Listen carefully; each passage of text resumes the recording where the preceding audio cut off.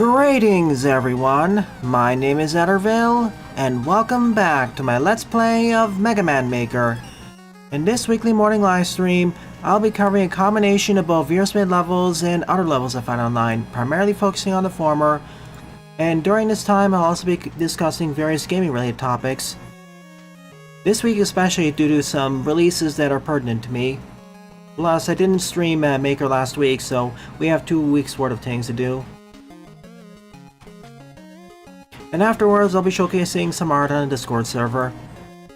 I aim to cover levels for about 90 minutes or 2 hours, but we shall see. So welcome to stream Jedok, Oscar, Raccoon, Tail Maniac, Mike Gaming, Sunflora, anyone I missed, all the lurkers, as well as everyone else who may come later. Nice to see you again.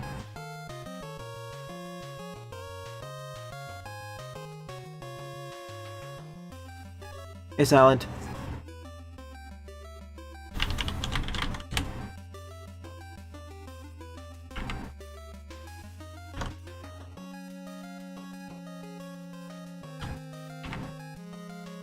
Just doing some quick reformatting. We're good. Right now in the level queue we have 5 levels in the main order, and we can reorder some other things to get in.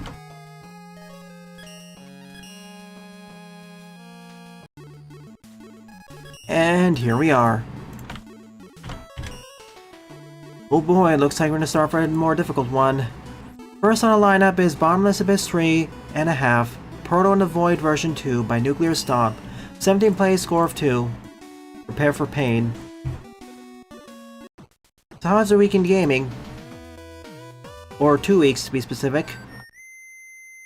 It's gonna be a bit of a lighter load because of all the things that are gonna be next week, plus, you know, Mega Maze starting soon.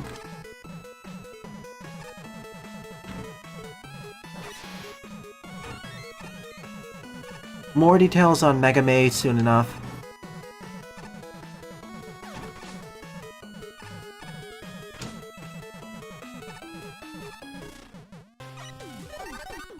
Well, I got my E-Tank at least. Oh boy.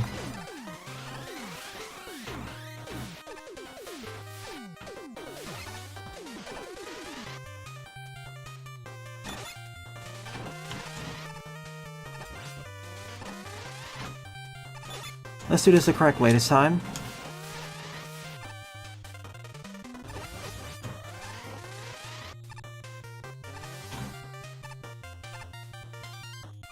Say goodbye.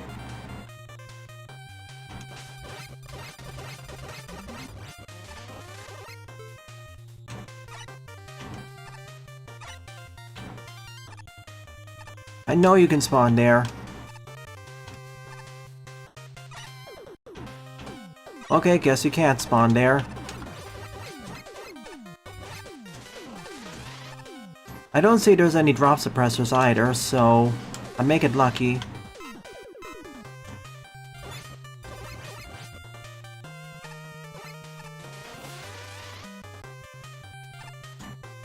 I'm hoping Jaden shows up soon. They did say they just recently beat Moonscars, and they didn't particularly enjoy it.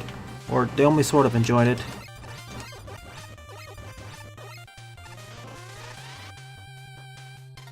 Hello EXA Black, Nuclear Stomp.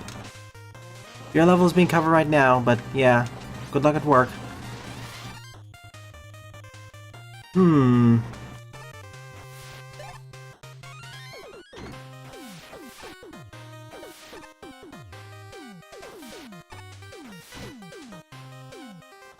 Currently swap of customers?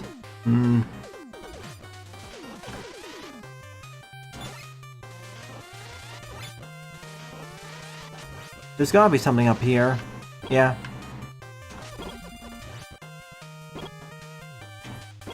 Yeah, I'm not gonna risk that.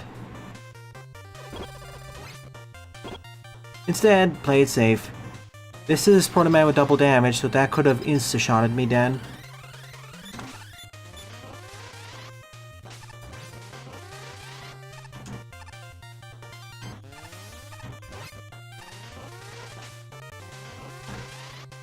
But instead, the slide actually activates that.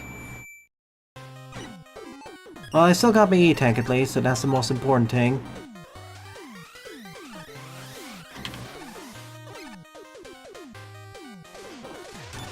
The slide extending my hitbox works so well when trying to slide off the edge, but it works terribly for situations like this.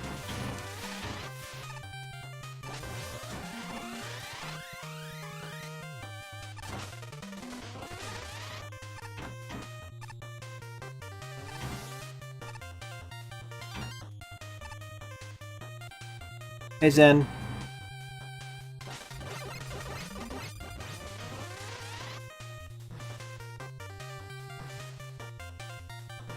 Yeah. When they start doing that, I'm blocked off, so I need to go do this.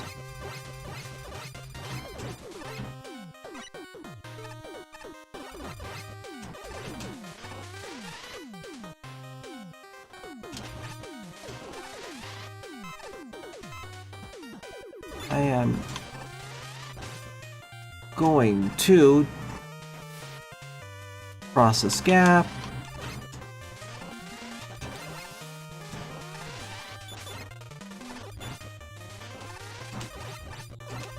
I underestimate their turnaround speeds.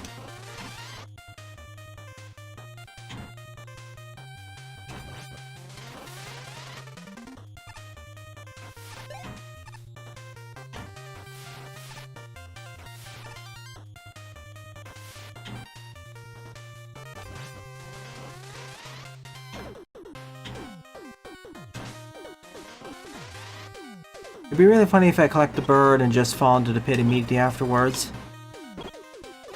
Okay, we're back here. Would have preferred a checkpoint, but I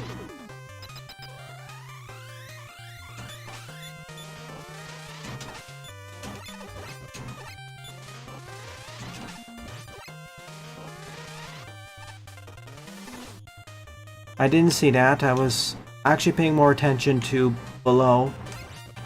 But that's on me. Okay, there's the checkpoint. Just 2 screens away. Hello, Patio. Hey, Oscarm. Ooh, 1 HP for this.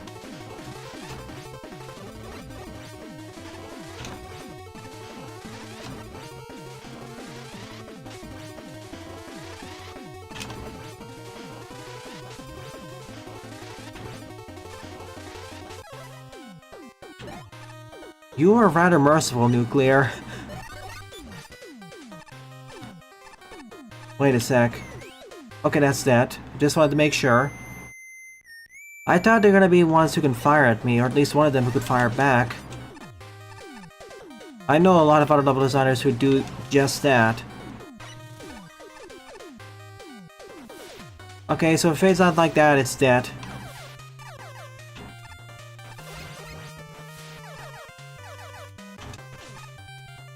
Managed to somehow jump above it.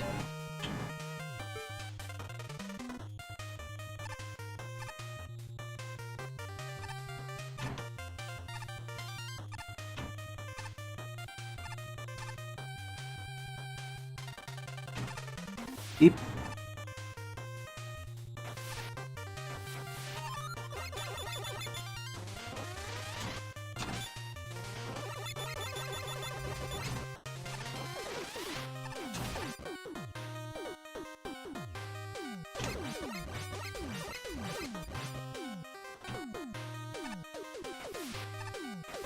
Oops.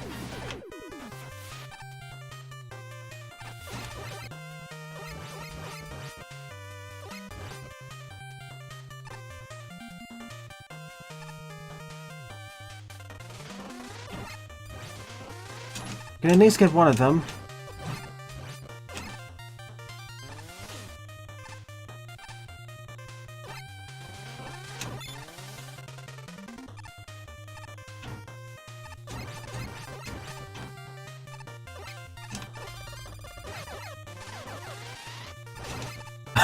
Thank you, Charge Shot. This is one of those levels where it does have a distinct challenge arc and a focus. Although, yeah, it can be painful. Ahaha! You forgot I could do this.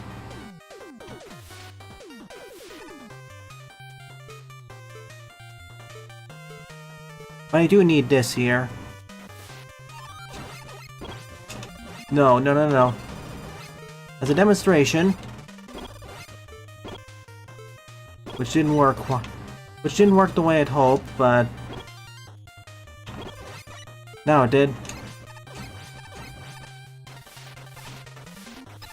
You know, despite the screw up at the start, I think this was easier than the previous Bombless Abyss stages, and certainly easier than the boss rush levels. Okay, now they can shoot back.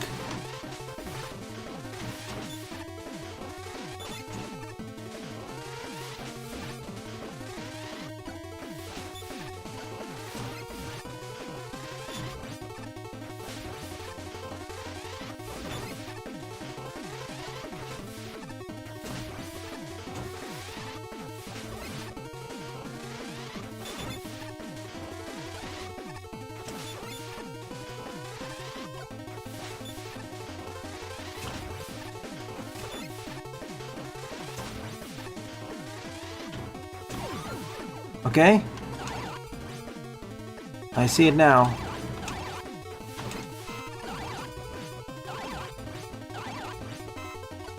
That's why he gave me the special weapon energy, in case I've run out of this.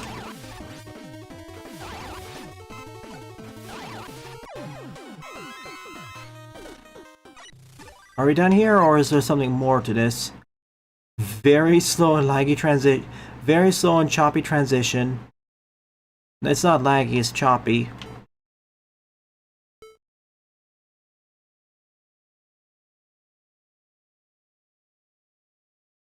I did La Patio, it's the next one. Oh, it's nice to see you making levels again. Hopefully there's a bit more variety in that front. I'll take it.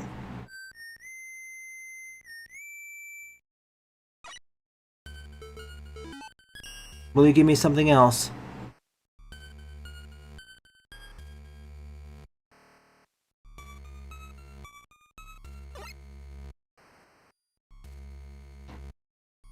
Pragmata from the previous looks interesting.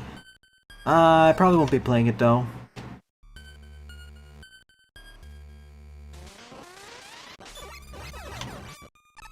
Oh, thank you.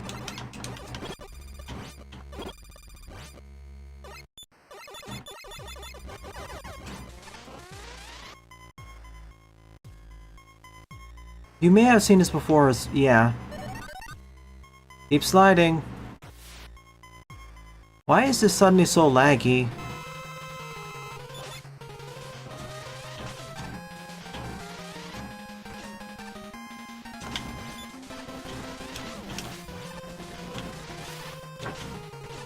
Let's try this again, shall we? Is it due to the underwater? The darkness gimmick?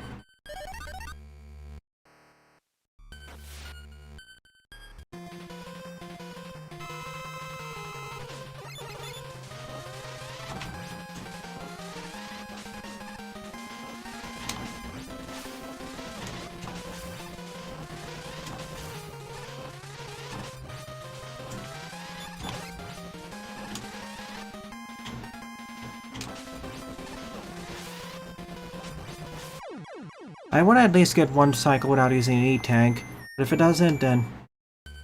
Undertale? I don't see those. I don't really get the vibe from this, but sure. There are many other games where you travel into Abyss, or you have to keep going lower and lower.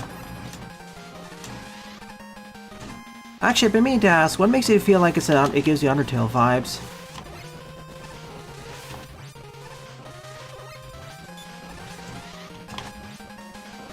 I'm genuinely curious. I know inspiration can come from multiple sources, so... GG, we managed to escape! Hey Deadly, welcome to the stream. And before you ask, I'll cover your level pack in mid-May. I don't get the negative scores for this day. Well, maybe with the first section, which may or may not require a checkpoint, but that's just me. I think that screw up was more due to my fault, and I'm a bit salty that I died or perished one screen away from the checkpoint.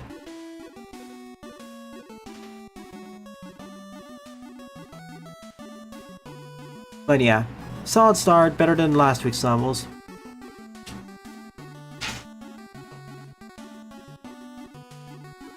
Well, Tedley, for the past few months, whenever you show up to a morning stream, the first or second thing you ask is, "Hey, I have a new level pack," or "When will we play my new level pack?" Without fail. It's to that point where it's easy to predict what you're gonna say. Saltyville. Hey, Paul. Hey, Slash. Well, we have a good start, at least.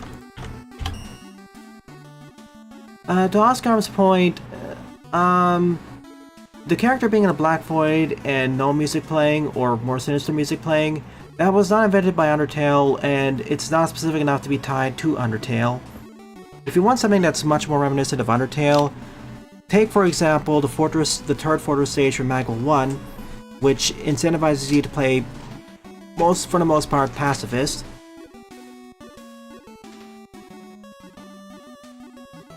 Hello, Fears Maximum. Welcome to the stream. You may or may not have been in a chat before. If not, welcome to the channel. Second up is Mega Man and his Supernatural 4 Boss Rush Harder Mode by Lapatio. 66 plays and a score 21. I'll get to the other gaming discussion when I get to a level that's more eh.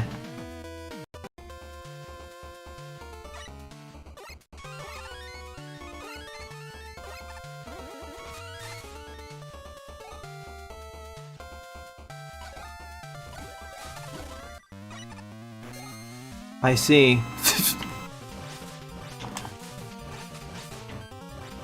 This is why I want roll. Not because she's good at dodging or anything, but because she can pierce iframes.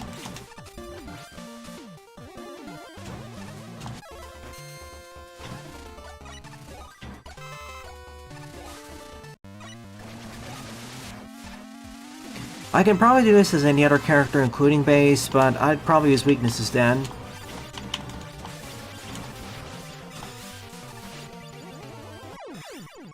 Okay, what's happening on the left side? Okay, that's fair, Tedley. I'll move it to July then. Are you comfortable with sharing the reason, or...?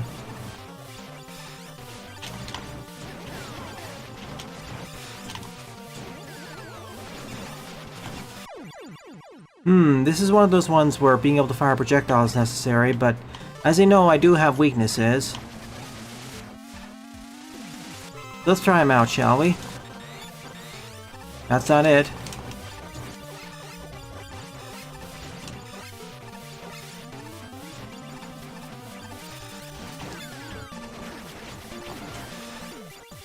Bubble? It's Bubble. Oh, acid shield, whatever. Barrier. And it just goes through. Oh, okay. Sure, May. I will say the system requirements are lower than Monster Hunter Wilds. Capcom learned from that issue, that whole debacle.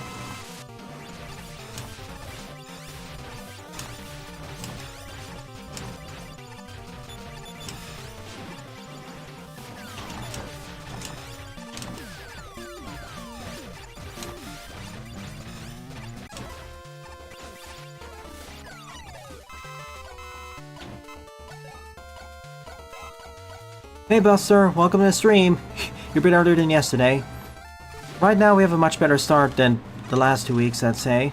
I mean, the previous 2 sessions.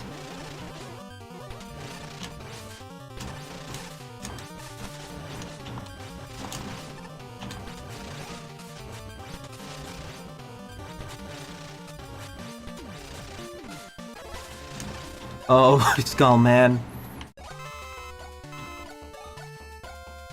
Oh, how I yearn for Yashishi spawners, or Yoshiki spawners. Ow.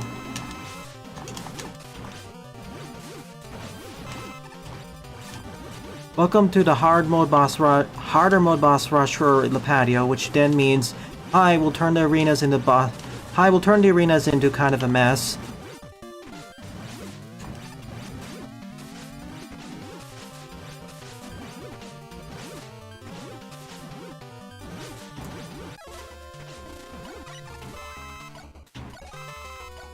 Hello. If they're not that long of Metroidvania Furious, I'll be happy to cover it. Oh no.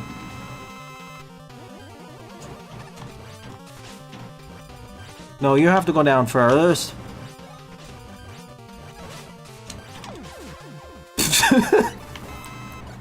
Okay. That went shockingly well.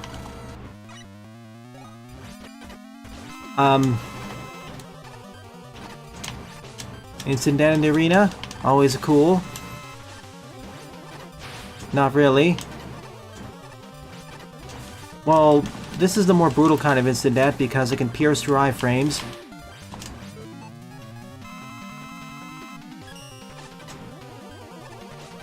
Combined with the fact that, you know, everything else is happening in the arena. He got stuck there. Welp, squish.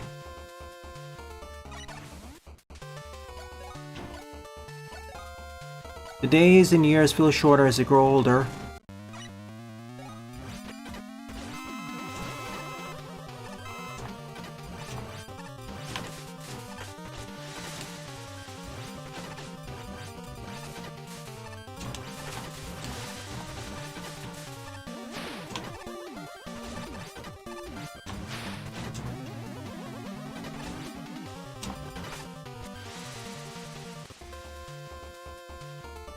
Roll breaks garden combos, base is better for Kaizos. Mega Man is usually the better all-arounder, especially with the charge shot. Proto Man, unless he has a Proto Charge, or something requires a shield, he's usually the hard mode. Base in general I feel is better for platforming. Roll is, the worst, I'd say.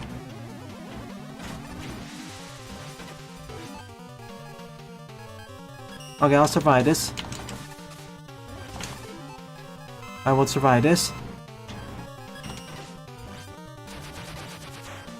The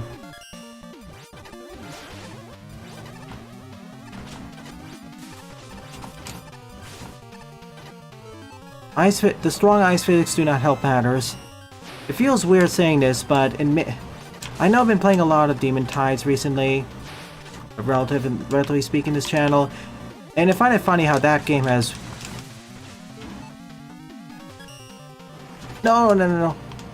Oh, the wind is there too. And I find it funny how that actually has... I've been playing a lot of Demon Tides recently, and one thing I've noticed, which is kind of hilarious, is that game's ice physics are not as strong as this one's. Which is kind of weird considering how much this game focuses on precision.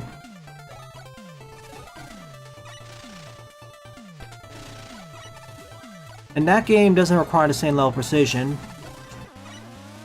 It more has to do with the sudden acceleration that this game has, which is really the problem.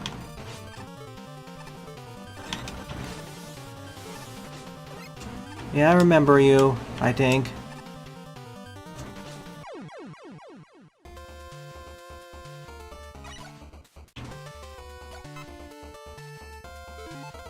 The D platform?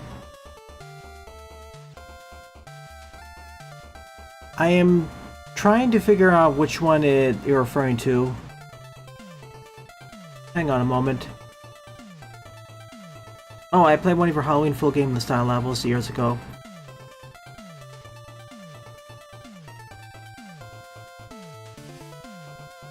Yeah, I can understand taking a break due to burnout. That's totally understandable. Nice, you learned how to play Gravity Beetle on guitar.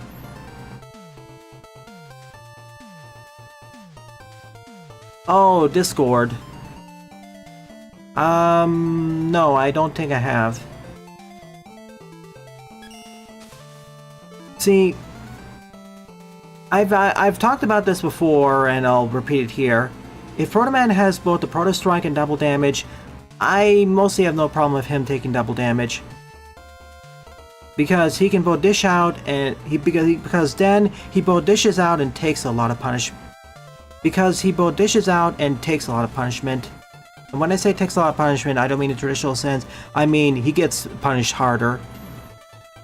He can punish harder and gets punished harder. That's a better way of saying it.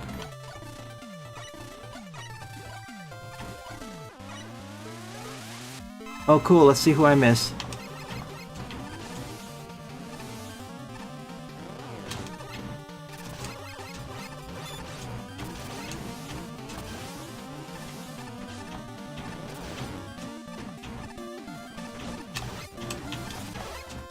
Let me out.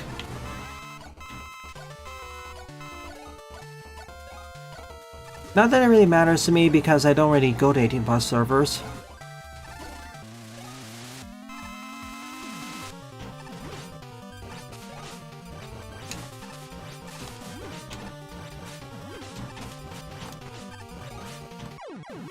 Oh yeah, no pickups, so I could probably just do it broom only.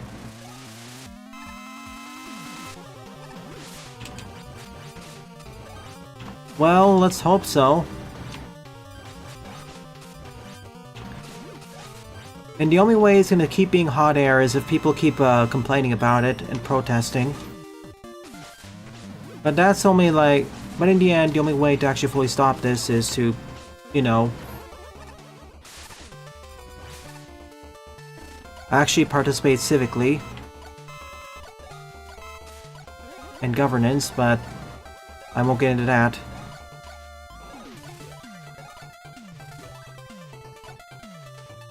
I don't like it either, Buster. If you know me, I think all these verification laws or verification rules are just ripe for disaster is the nicest way to say it. I'm dead.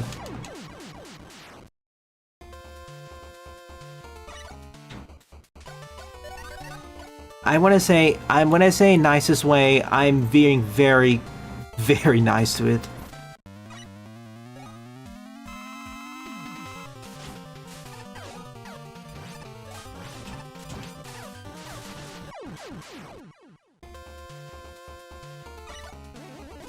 Your previous level pack, Tedley, was surprisingly better than I expected considering your portfolio.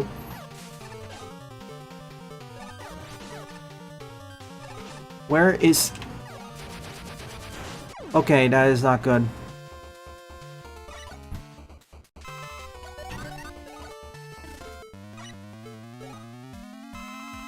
If I stand down here, they don't move.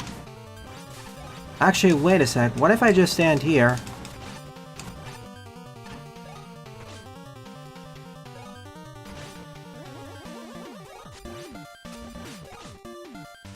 I'm dead. Oof. Okay, yeah. As Roll, this is a problem because of the magnets. If I was playing as any other character, I could... Yeah, I'm gonna just rely on projectiles. Acid barrier.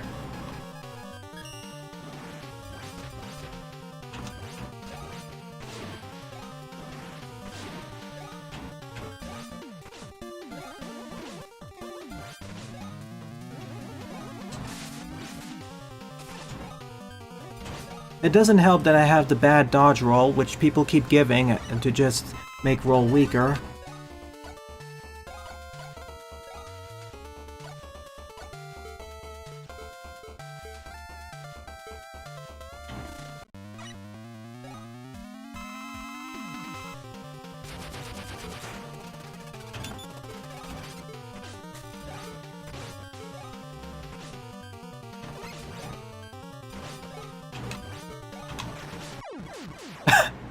Wanted to see that.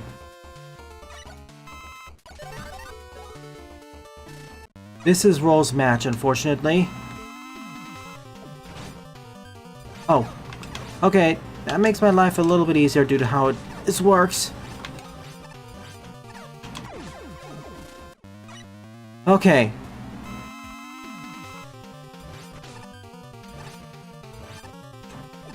I know Skullman's here, but...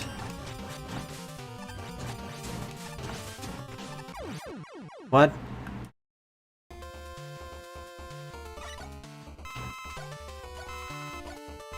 Wouldn't be so much of a problem as playing as anyone other than roll. And I actually had the I had the base dodge roll. Again, I'm not gonna drop this point as a ranty thing. Why is Roll the only character out of the 4 whose one of their upgrades actually makes the experience harder?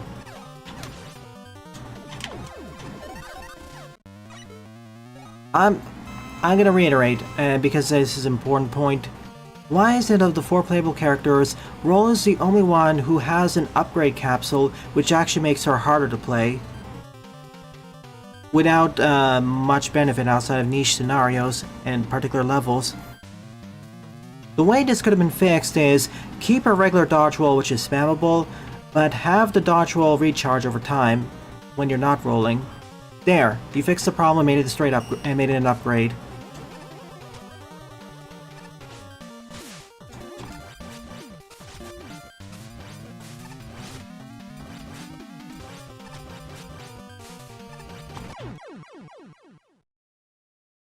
Does he deal that much contact damage?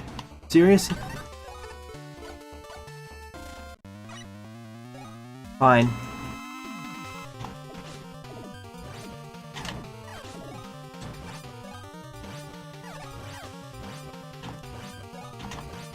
Come over here. No, get here.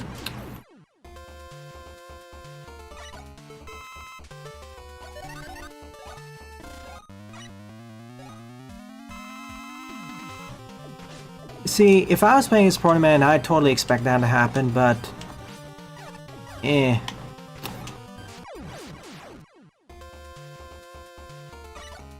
think the most annoying part of this is, of course, the dodge roll, which is really making dodge harder roll.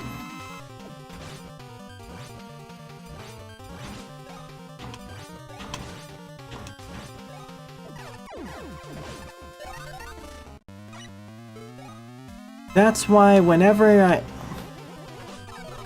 Okay. I don't care, I just need D-Tank, that's it.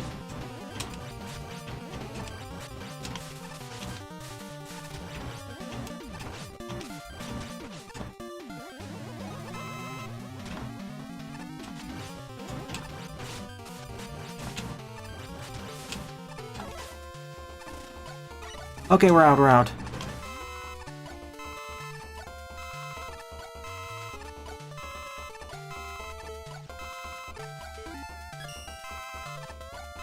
There's probably a Ishishi in there.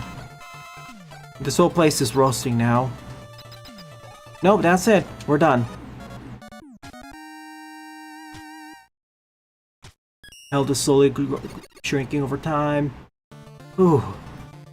Roll tends to get the easier one outside of 3 or 4 scenarios. Even then, they can use special weapons. The real problematic one was this one because of the instant death. Also, the Tengu Man.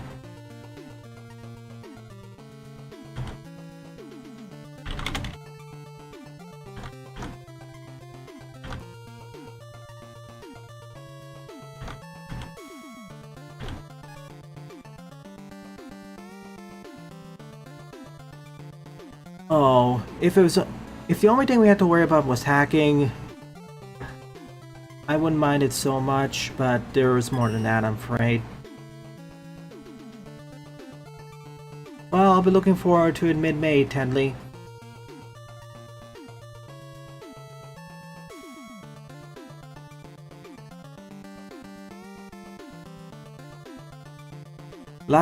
By this point, it's well regarded that Lupani did that deliberately.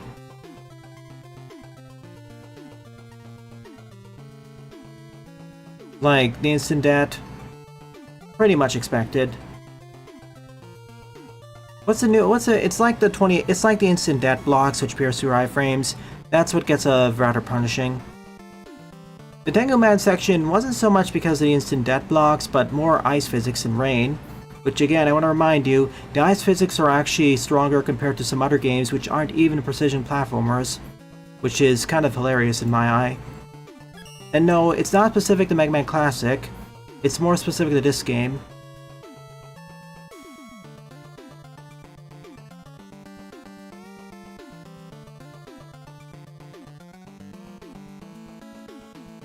Before I continue, one moment, I need to refresh my throat.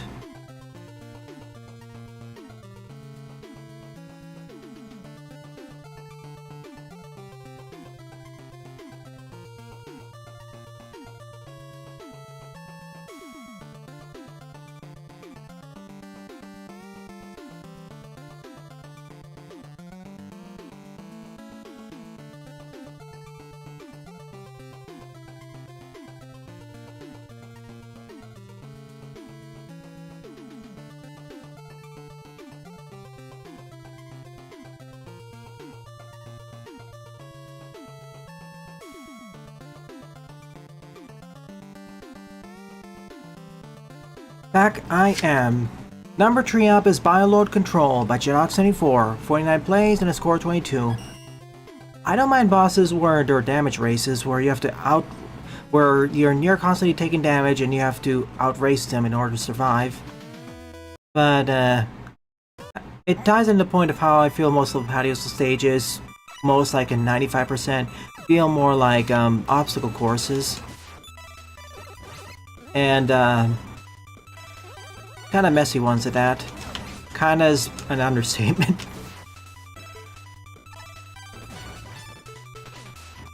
Take that. Oh yeah, now that you're here, Buster, I would like to make my... oh no. Oh, okay. I see it now. May want to make the platform stand a bit more from the background, but eh. I do want to get a better time on this. So yes. Next week is the start of May, and henceforth, Mega May. Do you know what that means? 1 week following the start of May, I am gonna begin my sort of quote-unquote marathon of the Mega Man Classic games. Mega Man 1 through 11, all numbered, from start to finish. Not necessarily 100%ing all of them, but I'll try. And yes, I'm also including Mega Man in Base 1. So that's 12 entries, but eh, I want that in. It is basically 8.5 anyways.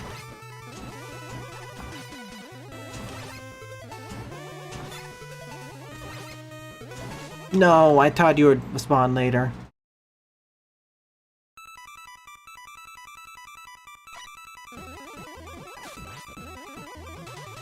I wasn't even referring to that point, Buster, but okay. I was talking about something else. A different boss fight.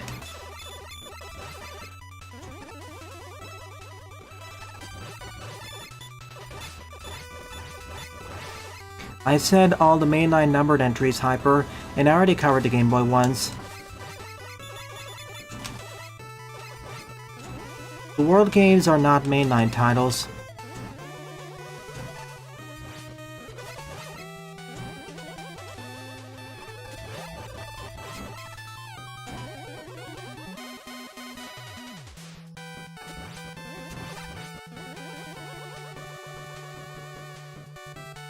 Like on the previous year, I did cover Mega Man World 1 through 5. I also covered the original Mega Man Extreme. The not as interesting one.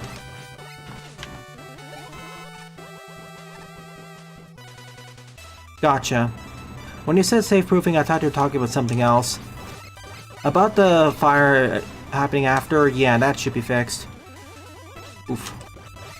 Ouch. But yeah. Mega Man begins 1 week following the start of May. And for that day, I'll see if I can complete Mega Man 1 through 3. Oh man. Do I dare risk it? Yes.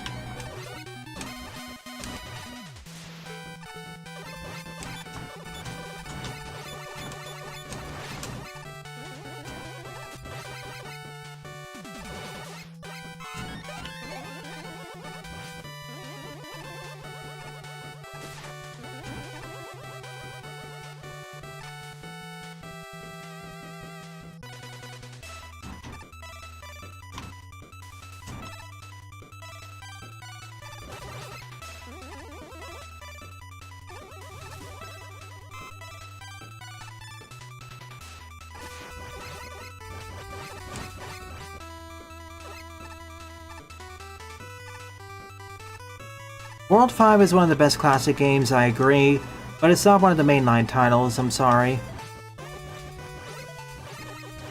If it was, why isn't it part of the Legacy Collection? Any of them.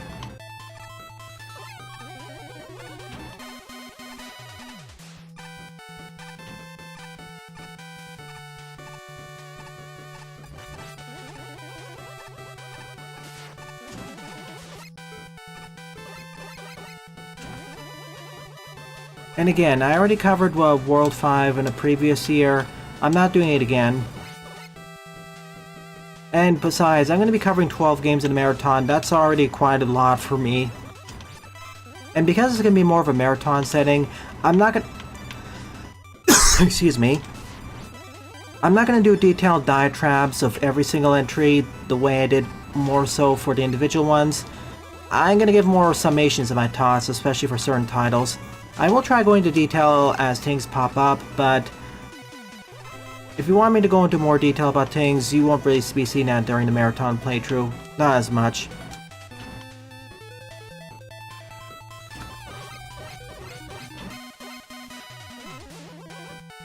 I'm going to be here because I want to I've been meaning to play through the classic games on the channel, and B, I want to have fun.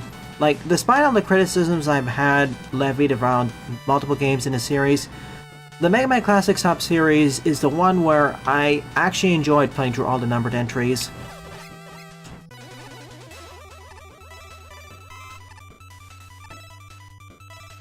This is not like the Mega Man X sub-series where that'll be different. Plus, once I actually formally finish the numbered entries for Classic, I can get to X later.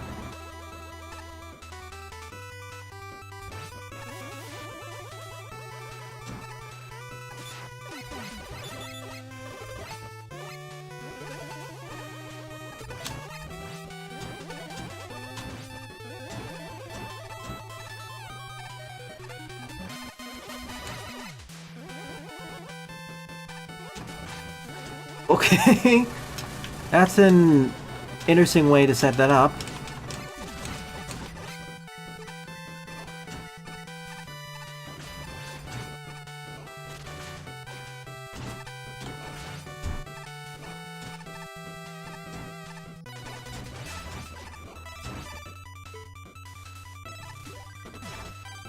Hi.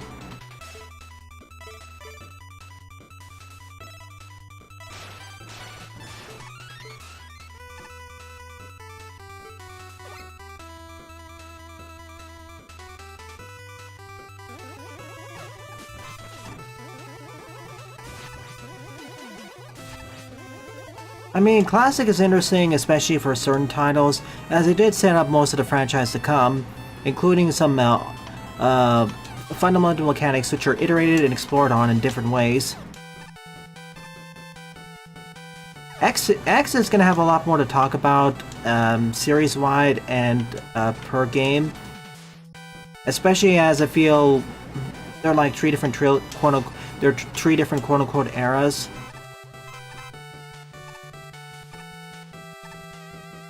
Battle Africa and Star Force, I'm not gonna marathon them because, oh my gosh, each game is long. Like, the length of a single Battle Leopard game is like the length of at least 3 or 4 classic titles. Assuming you're not going for 100%. Now, if I was good at the speedrunning the game, I could get it within 1 or 2 classic games. Maybe 1 to 1.5. I'm counting regular time, by the way.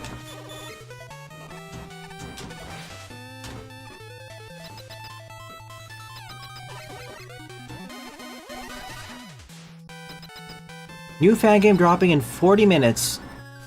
Which one? W? Oh, you want me to use weapons? I shall use weapons.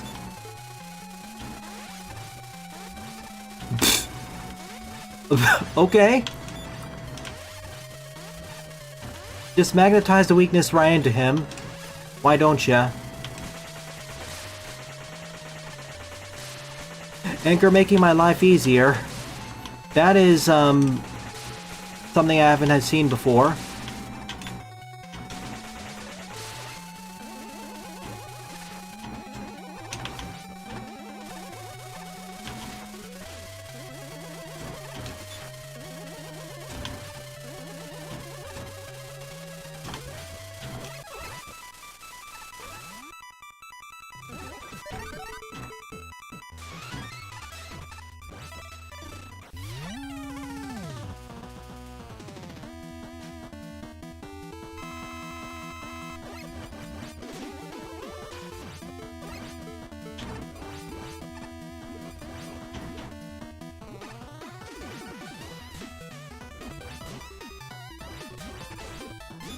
You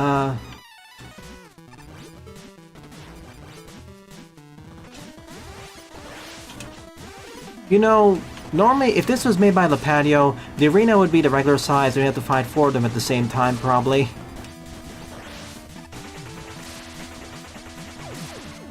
But because of someone else, the arena is now actually maybe a little bit bigger than it needs to be, but it's more appropriately sized.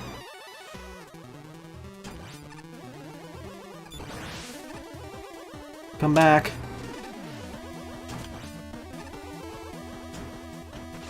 Alright, thank you for reminding me. I need to watch The Amazing Digital Wonderland later today.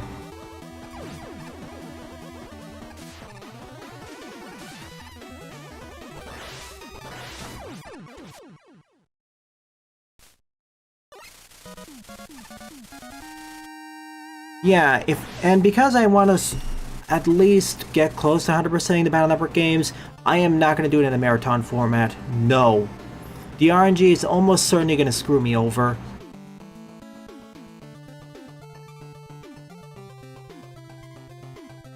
But yeah, if you're talking about more interesting individual titles, yeah, Battle Network and Star Force, or even the X games would be more interesting things to talk about. X and later. Classic, as much as I like it, they tend to be the simplest.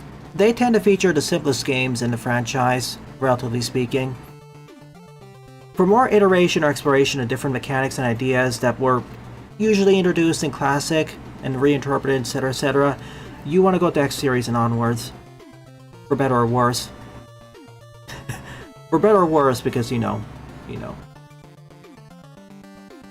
I really appreciate Battle Network and Star Force because despite being despite being a tactical action-based card battler, it still maintains some of the core tenets, some of the very important core tenets of the Mega Man franchise up to that point. For example, the equivalent of special weapons, being able to copy the abilities of bosses, and being able to quote-unquote Mega Man. But Battle Network takes it further by being able to copy the abilities of regular enemies too, which up to that point in the franchise, I think, you mostly couldn't do. Same as applies to Star Force. We'll get to that. Legends is its own cool thing that I really wish was explored more and wasn't just limited to 2 games. As I feel, we talked about potential 3D Mega Man games. We already had one winning formula, but we need more than just 2 games to actually iterate on the ideas. For one, we'll now have true twin-stick controls and years worth of understanding on better control schemes and cameras.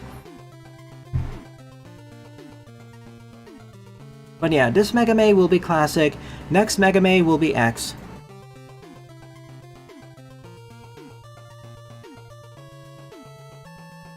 Heck, if it's popular enough, I'll have Mega March in Mega Man.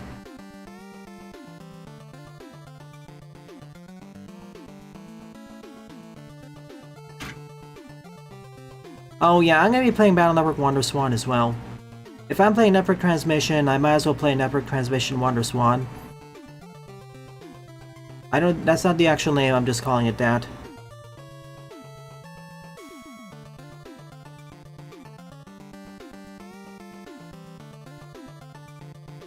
They are JRPGs, sure. Not all JRPGs are made equal. Well, they're JRPGs of that era, so yeah. I am not looking forward to the backtracking of Dead in 2. Or the press paths in 3.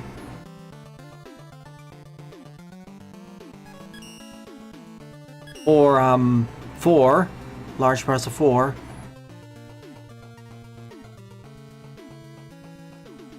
No, don't get me wrong, I love 3, but, they really should have had a loadout system for the, programs.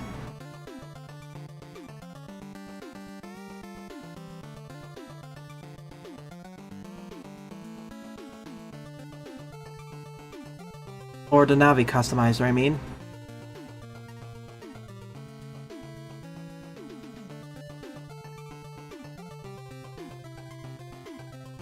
We tried. There are at least 2 or 3 spiritual successors of Legends in development. 2 direct, 1 not so direct, and I'm really looking forward to them. Like the one I can tell directly is Delta Gal, although that itself is a demo for the full game. There's another one whose name escapes me, and on the indirect front is I'm trying to remember its name because I know its predecessor. Hang on. I really want to point it out because that looks cool.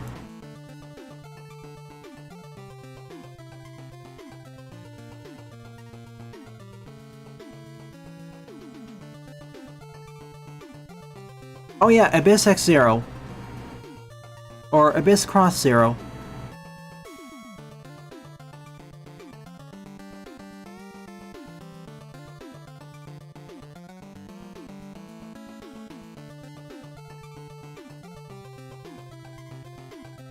Two ones, in fact, Sunflora.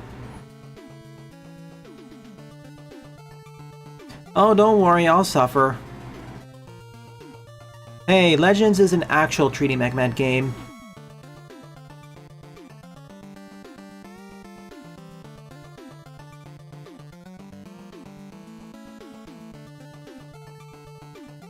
It's more Legend. It's more. I know I'm going to use the term like more Zelda-like, but still pretty good. I'm stretching the definition here just to make sure. It's going to be semi-blind EXE Black. I'm going to take some tricks here because the hardest boss fights are at the start, mostly. And yes, for network transmission WS, in order to technically 100% or fully see it, I have to go through it twice.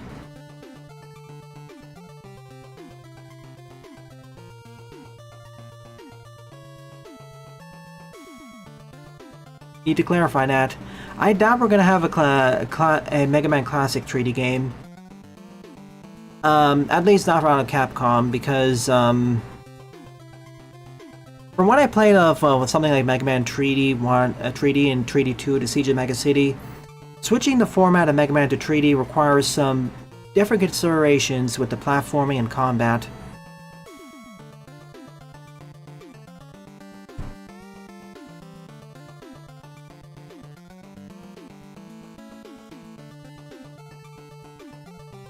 Like, just imagine playing through that game when...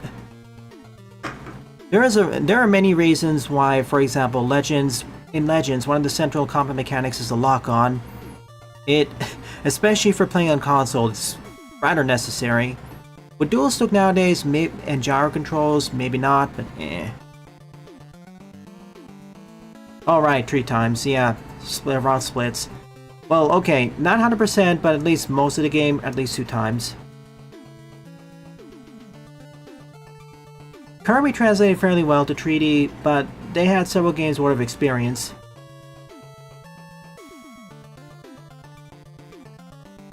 Like, the very nature of shooting enemies becomes more, quote-unquote, more difficult in 3D due to the increased dimensions, or the other dimension.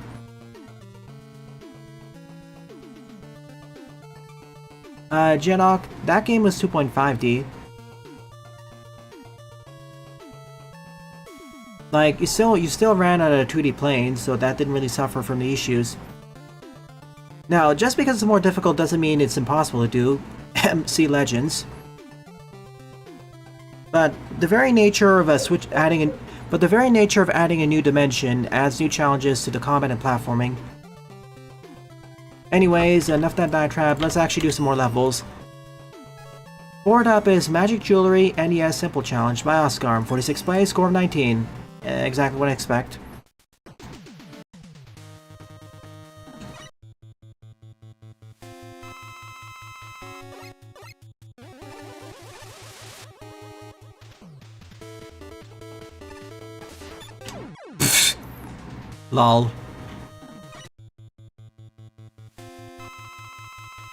Assuming my internet allows it, sure.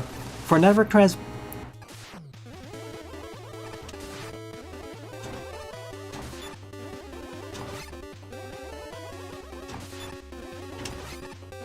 Oh no. Is it always the same order?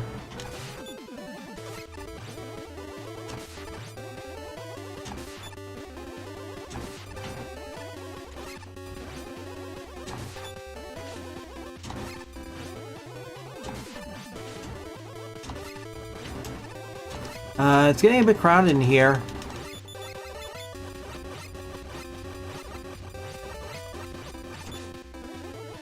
I'm dead.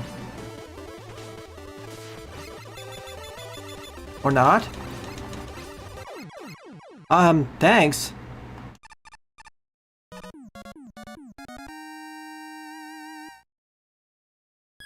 Okay, maybe for the first session I'll do it maybe I'll do it myself, but for the second one and onwards, yes. And before you ask, I'm gonna do the bank network last when I do the splits. When the first round split happens. Well, it's an arcade game focused on that one. At least it doesn't overstay its welcome, so, plus for that.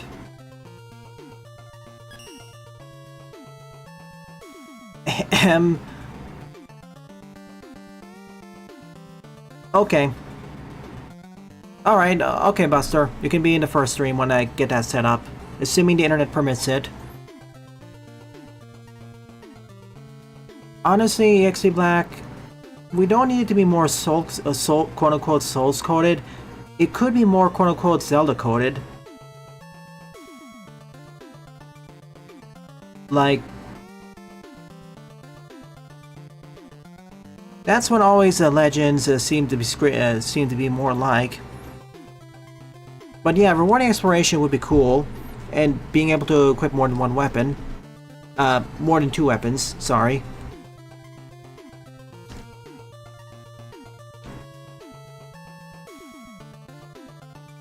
Don't get me wrong, I like Souls games, but considering Mega Man Legends' design philosophy, it's way closer to Zelda, relatively speaking, to Souls. Like, let's iterate on that design philosophy first. If you want a more Souls-like Mega Man game, make a different sub-series.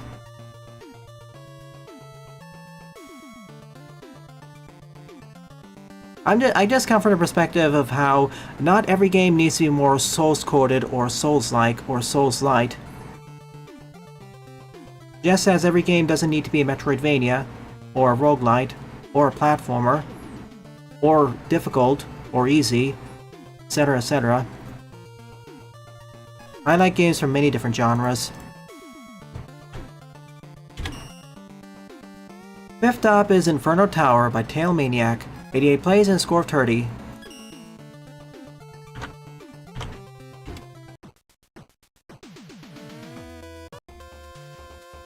We lost him.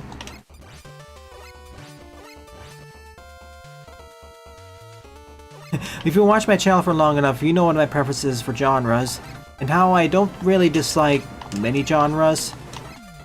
Really, the only genre which I dislike it more so because it doesn't fit my taste is... well, whatever genre or subgenre that Only Up and Getting Over It are part of. Well, I guess frustration platformers.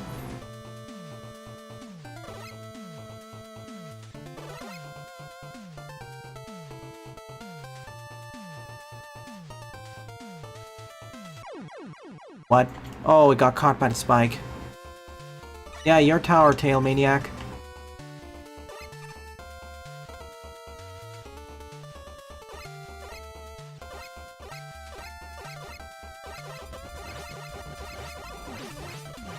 When I say, to be fair, Only Up and Getting Over It are also part of a specific sub-part. Excuse me.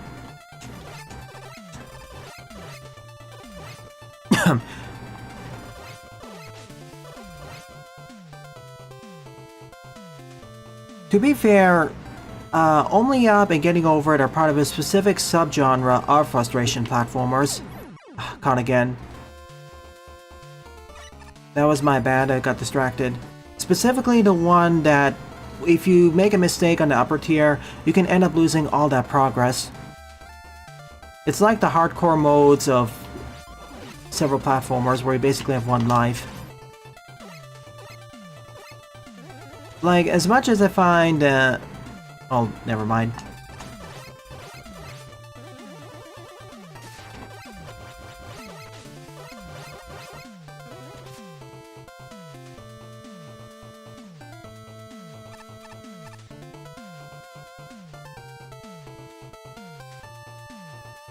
Okay, this time I'll stay well in the middle instead of just dying repeatedly to very simple challenges. Wait, you gave me the NATO?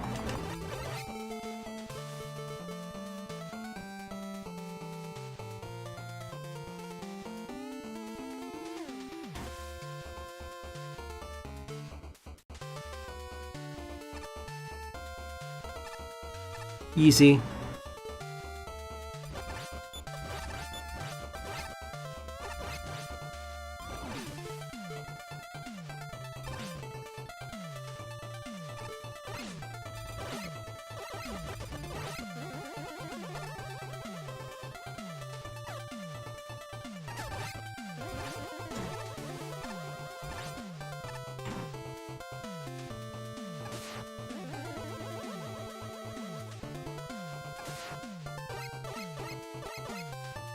I mean, when you say exploration, at that point, with rewarding exploration, that wouldn't be out of place in Zelda, for example. Like, Souls-likes didn't invent exploration, or that kind of exploration either.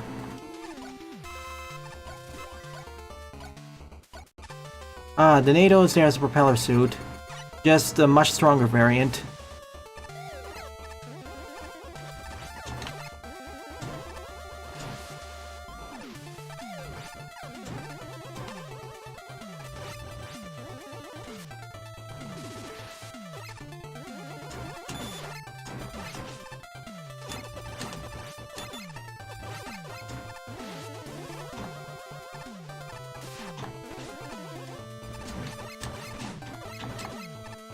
Well, so much for that. Plan B.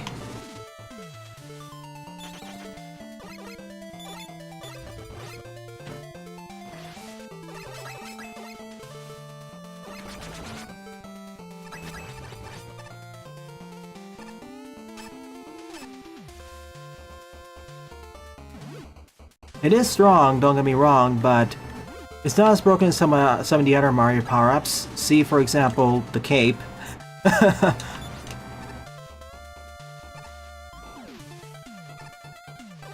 Like, if the NATO in this game is stronger than the propeller suit, if only because you can keep spamming it repeatedly in midair. Imagine you could do that with the propeller suit too. Oh boy. That is closer to the cape. Well, at least the tower isn't being burned to the ground now.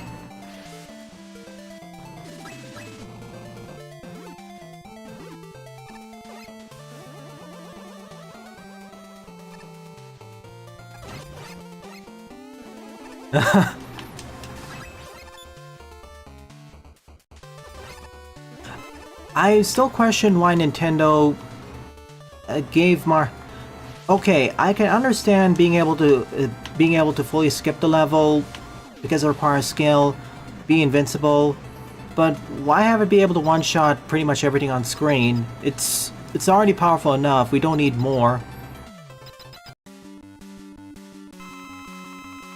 Whoa!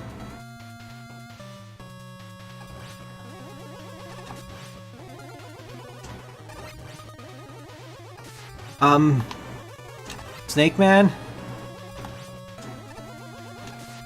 I don't think this arena is working for Snake Man. At all.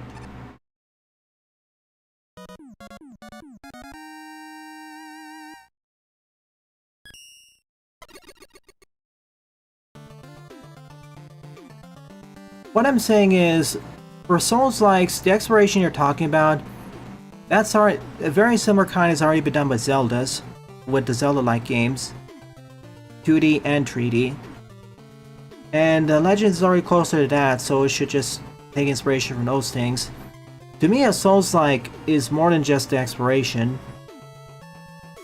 And I believe you can make a Mega Man 3D Mega Man like you can make a 3D Mega Man game that plays much closer to Souls-like or is a Souls-like, but that should be its own sub-series.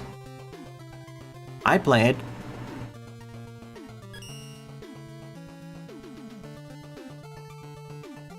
DB8 Sunflower, I totally understand why, as otherwise it'd break most, if not all, stages.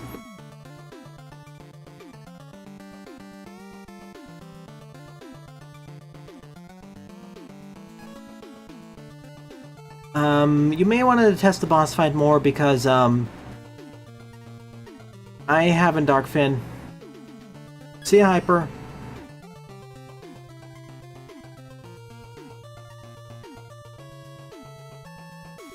A Link Between Worlds is basically the spiritual successor to A Link to the Past, but mixed together with Mega Man The very fact you can rent the tools and choose the order and pick which order of dungeons to go through yourself, that fundamentally shakes up how the dungeon formula works. Usually in the Zelda game, we'll talk about the 2D ones. Usually with the 2D Zelda games, you have to go to the dungeons mostly in order-ish. With certain exceptions, see A Link to the Past, actually. With A Link to the Past, you don't necessarily have to do the dungeons in order, due to the more flexible item structure. And The Link Between Worlds as a spiritual successor takes it even further by just turning it into more of a Mega Man game.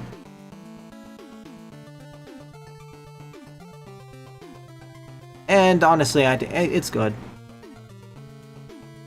And we're not even getting to the whole painting mechanic. Or rather, being able to switch to a 2D side, well, being able to shimmy like that. And it's so well integrated to everything. It's not a Mega Man game.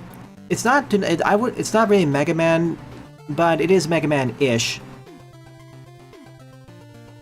But I want to make something clear. Mega Man did not invent the stage select gimmick or stage select mechanic. I'm just picking that as a point of comparison. I know I sometimes call out people or ask people what they mean by making a comparison here. I'm just talking really about a quote-unquote stage select mechanic. Yeah, or picking the order of levels you want to go through. Mega Man did not invent that. It's just that the way you can pick the order and how each dungeon is focused on a central item, which you have to collect or rather rent. It does affect the difficulty, and the dungeon design, but I think it worked out fairly well.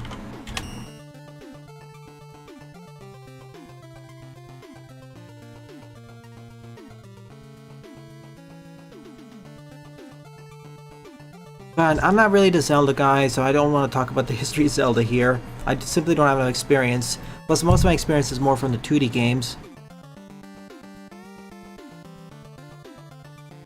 Oh, speaking of Zelda-like games, Mina the Hollower has officially gone gold, according to Yacht Club Games. Now to wait for the release date and the full release. Crossing fingers it's good. From when I played the demo, it was...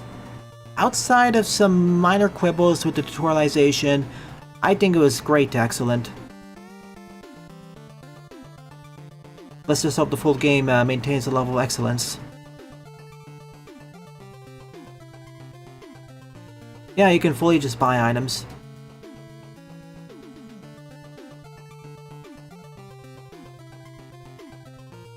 That is a good question, Yaxie Black. What is the first game which used the stage select?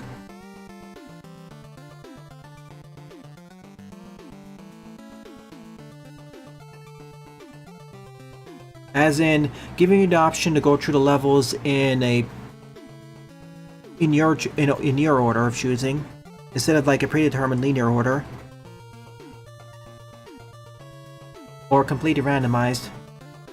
I haven't played Base Droid Tree yet, Darkfin.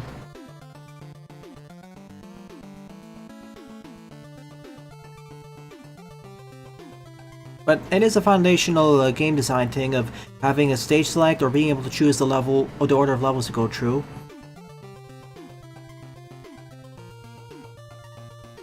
Although, when they say choosing the order of levels to go through, it could be via stage select or even based on the world design itself. It's basically introducing some more non-linearity to the game design.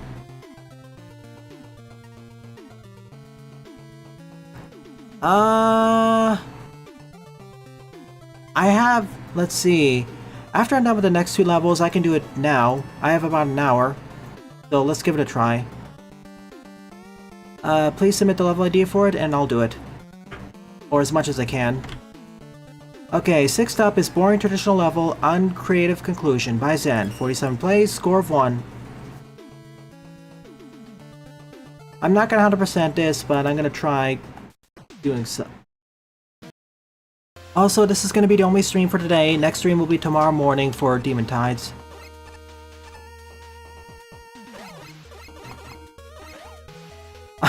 I'm afraid I don't know. I'm afraid I don't know that. All I know is one thing didn't invent it or not. But finding, for example, who invented fundamental game design or foundational game principles or design elements, that's difficult.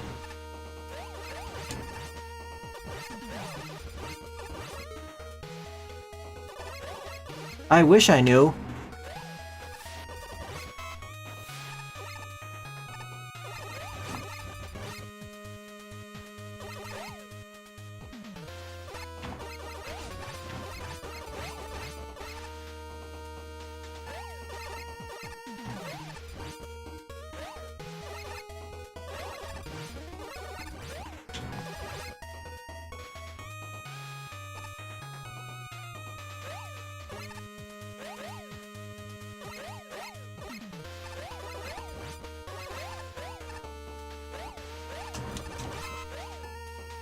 Oh no. Don't tell me there was a slide.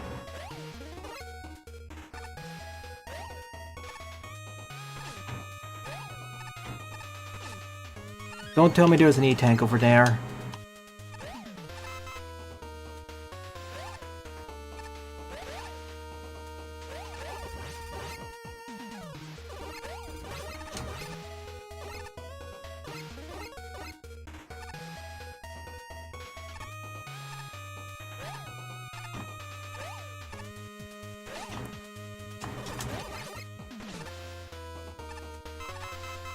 Wart.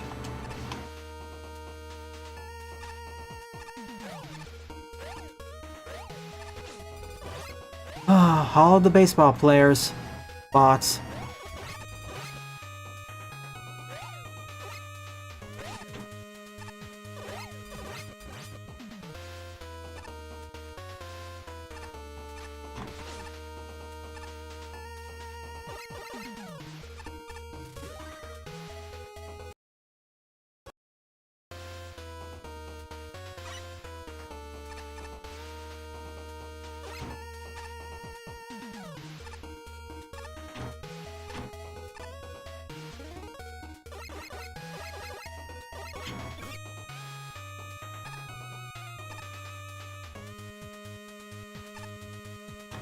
View.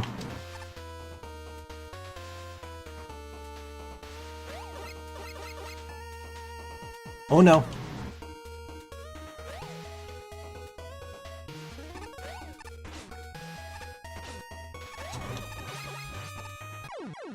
Really?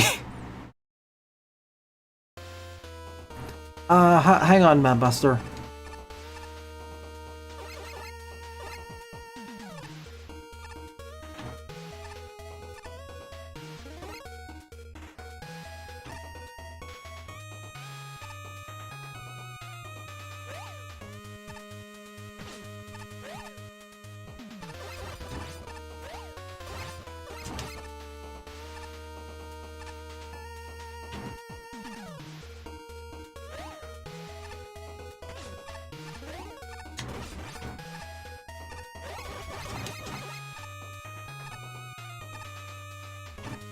Oh gosh.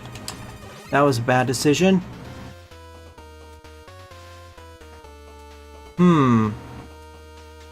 Should I take another bad decision? Sure thing. Prepare to die. Or not.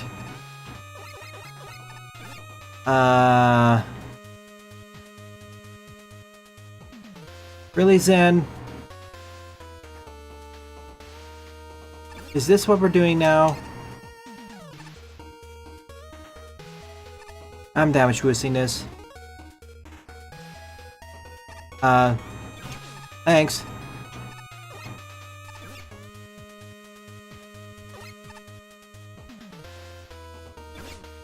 Thanks.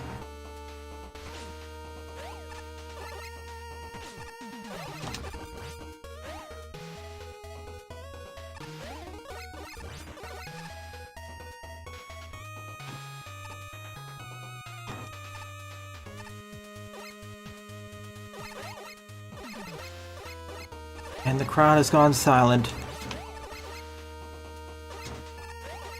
I guess Jane's too busy for the morning stream. That happens. Yeah, compared to the last two Maker sessions, I'd say this is going a lot better. The levels are actually interesting. Happy birthday to Professor Tornado!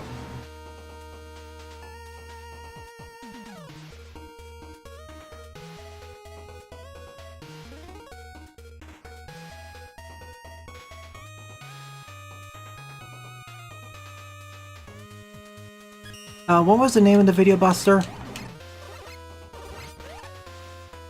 I watched a ton of videos this week, so I'm kind of losing track of a few things.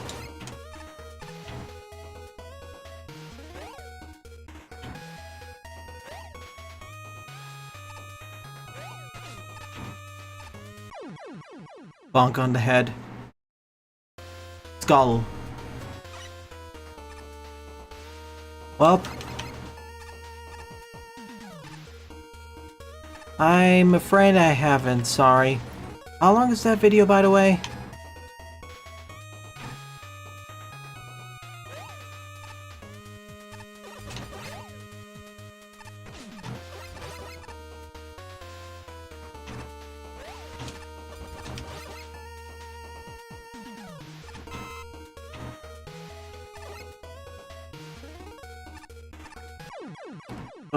I don't like these sorts of things. 20 minutes, yikes. Okay. Let me see. I may have actually watched it, but I may not remember the exact name. Let me double check it after this level.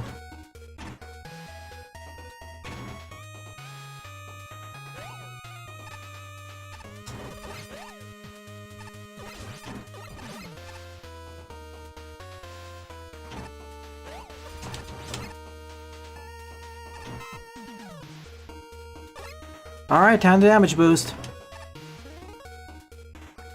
Hello?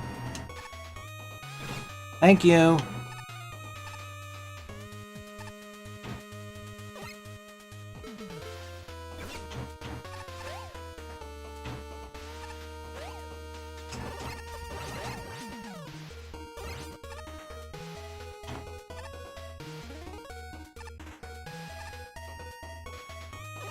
I don't mind the other parts of the challenge, it's this last part which does not really mesh well with this level in my eyes.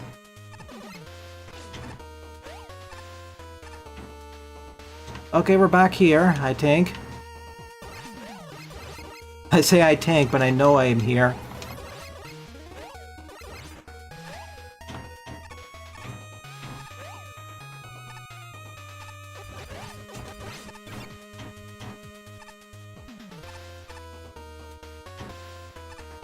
Like, this is one of the trickiest levels today, and it focuses on tricky set of these more precise one-block jumps with spikes, so you have to get used to the cycles and what have you. I don't like that section because it just suddenly focuses on tap blocking precision, and I'd rather just damage boost through it.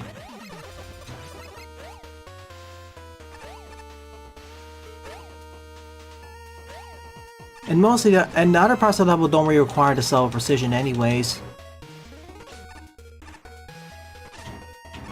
I'm jumping here, game.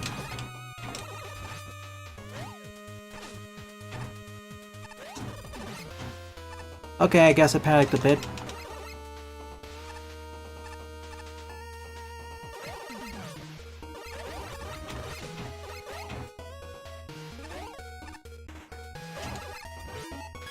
I have one E-tank, but the problem is the boss fight.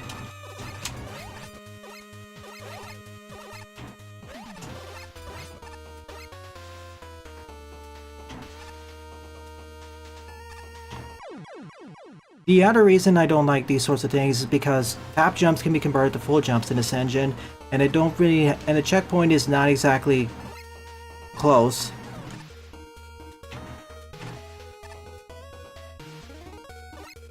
Now, I don't have a problem with the tiling, it's varied enough.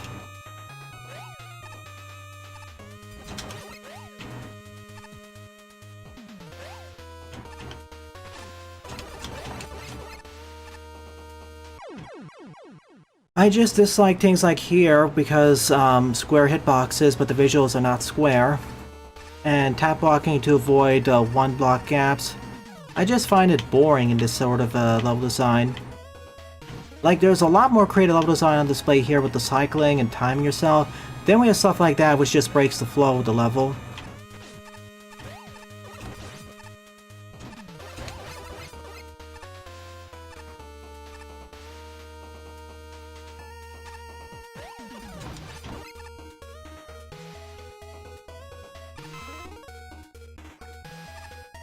That's why I'd rather just damage booster this section.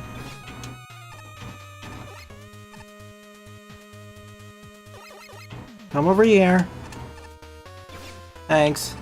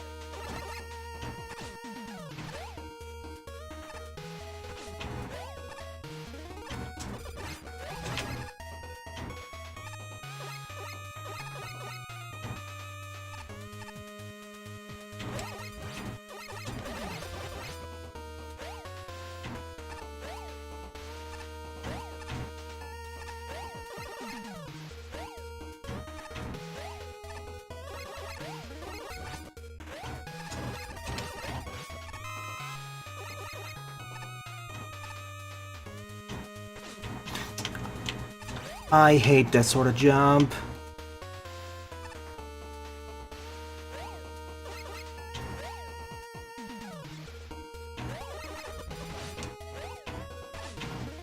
Okay, I need to pick up.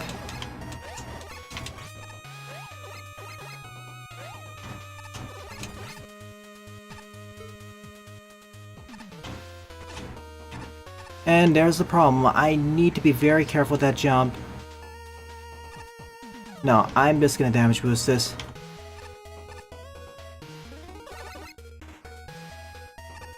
Oh my gosh. I was mashing jump, by the way.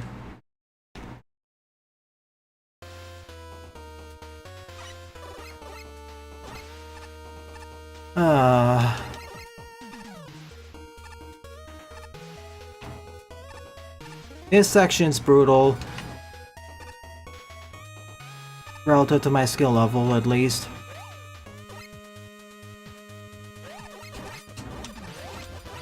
I don't know what changes I could make other than please get rid of the sections which are just one gap tile.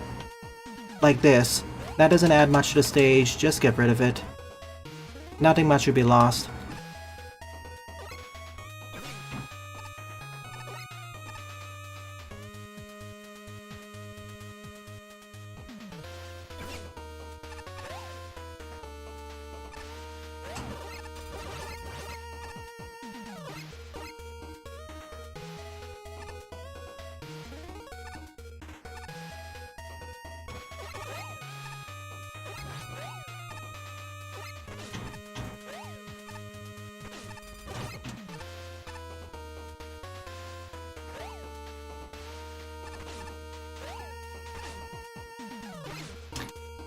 Yeah, I was paying too much attention, being careful.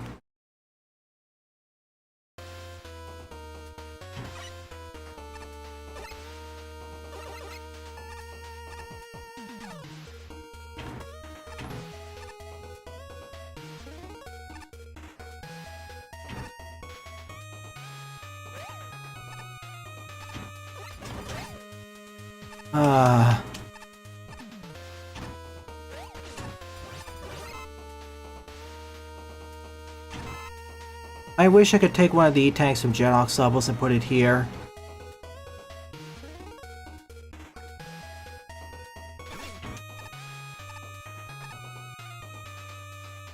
A combination of instant dead and getting worn down over time is the problem.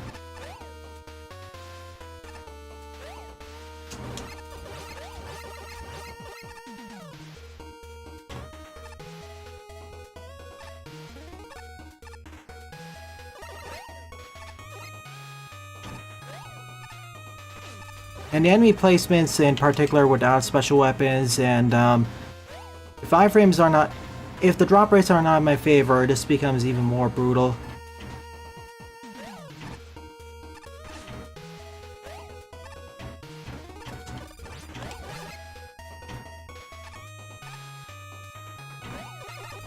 Not what I meant to do there.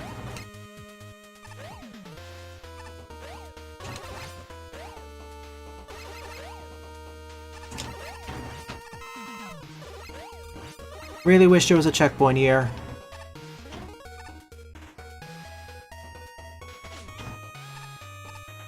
Or here.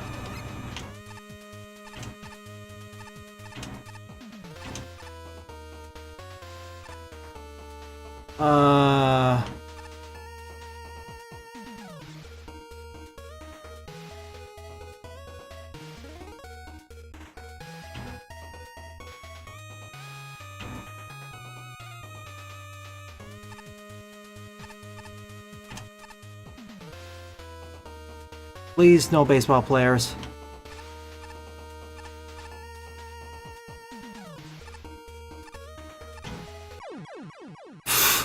Okay. I thought I had more room. I dare say there should have been a checkpoint there. Okay, here's my plan. If I don't make it back there and perish again, I'm just using a level editor. I'm not having fun having to go through this process again.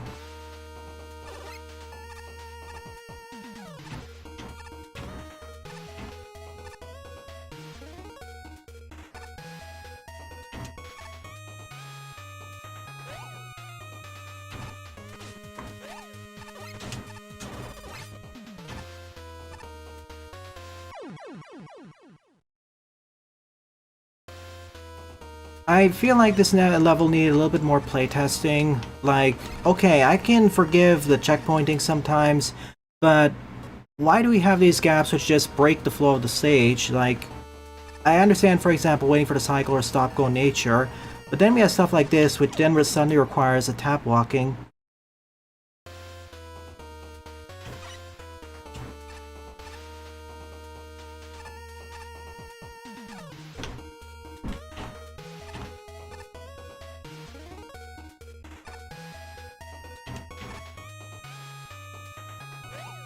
Oscar, if this was a patio stage, I thought by now you would realize that it would be more messy.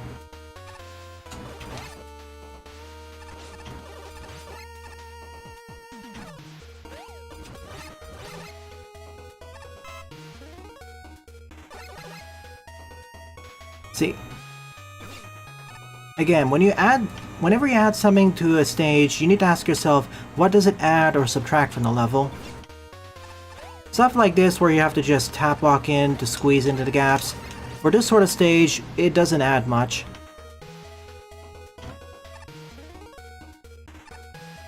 It clashes with the stage design ethos, at least from my perspective.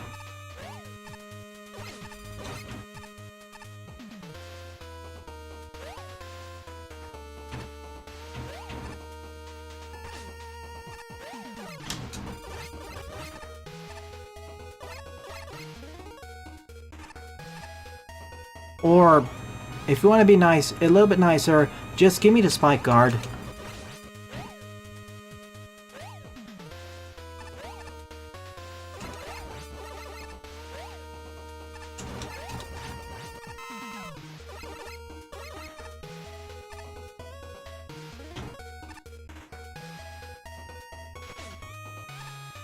I have no fate over that, so...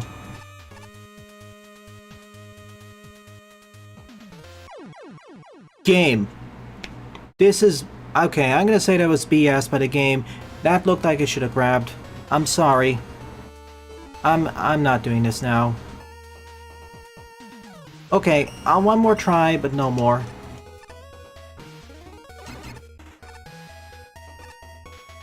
I know, I was a little bit jumping the gun there, but didn't want to run out of time for that. But apparently, no, that's not good enough.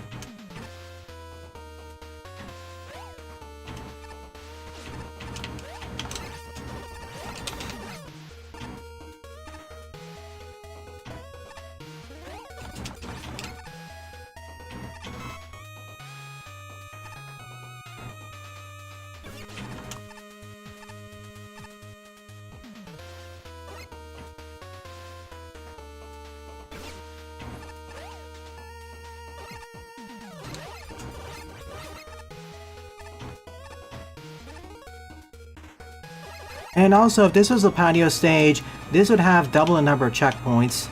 As much as I criticize the patio stages, the checkpointing isn't usually one of them. That's it, I'm just exiting. This is not fun.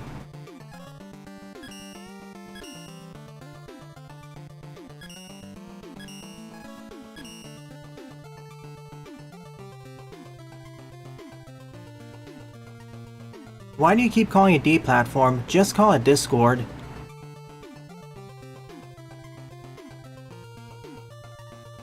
This is not one of the situations where you have to refer to these platforms with euphemisms.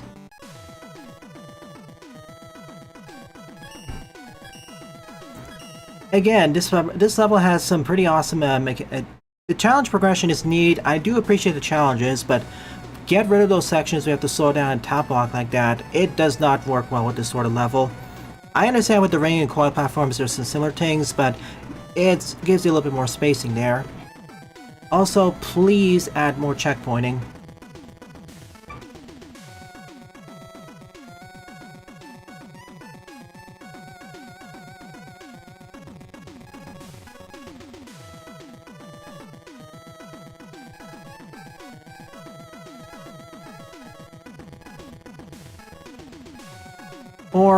Or it could be in the case that this level is simply not built for me.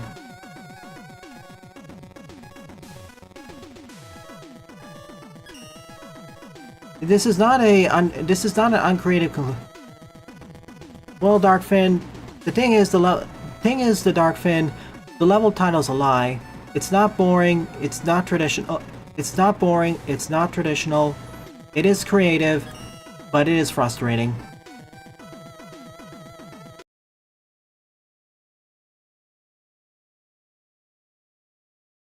Okay, an overly prominent way of describing the Black. I just find, why are we nicknaming these platforms unless you're trying to make a joke here?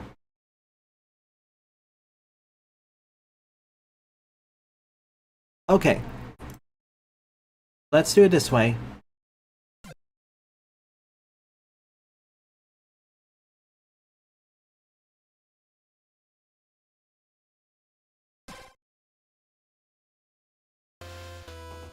Did it play C-Tank? No, of course not.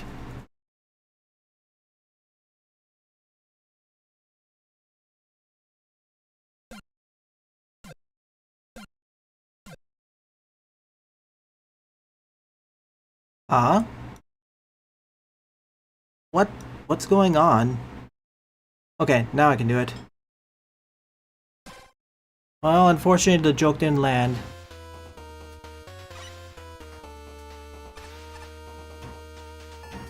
Okay. See, I wouldn't mind this so much if the checkpoint was here.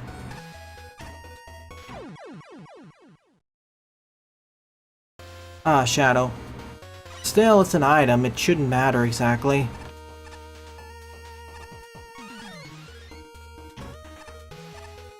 Damage boost me. Eep.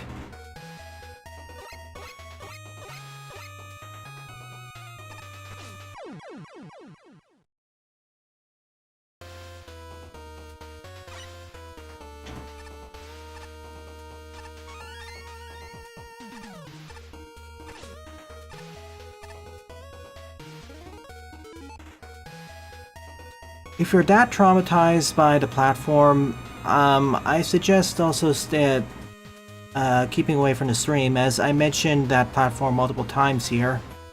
It is one of the central places where much of the community congregates, other than the streams. Also, if you can, get some help. Therapy.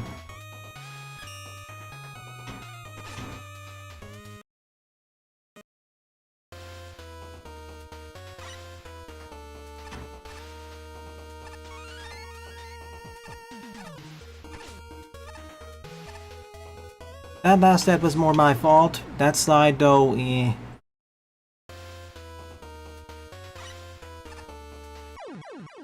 Again, a lot of my issues with this section of the stage will be fixed, alleviated, if you just put a checkpoint here.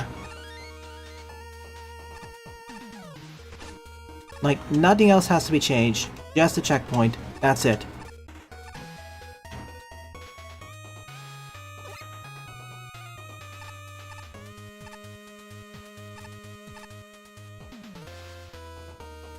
Or replace these with damage spikes or their equivalents.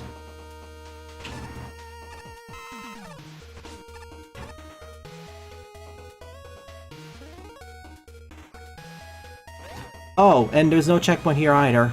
Yeah, the downvote still stands. That is checkpoint starvation. I'm sorry.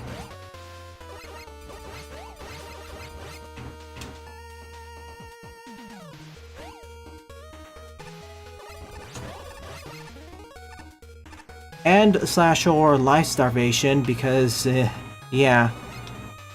Oh, there's the ending. Wait, this level is a reference to the final stage of AVG and Adventures 1?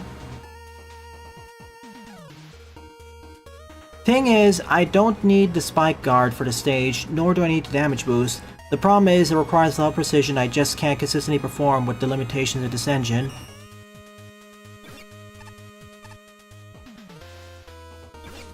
Oh, cool.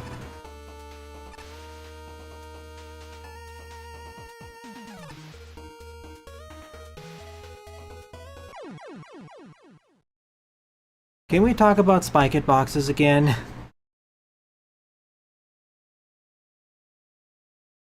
Like, seriously.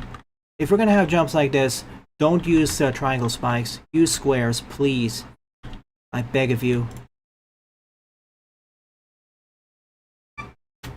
One moment.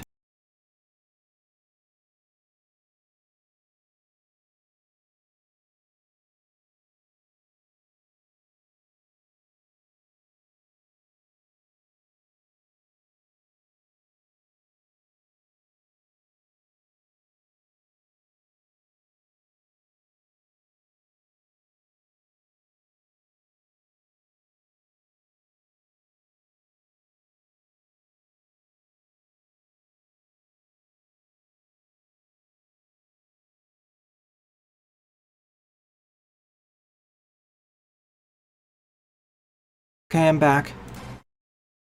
Nobody talks about why spikes are longer when you jump at them from below.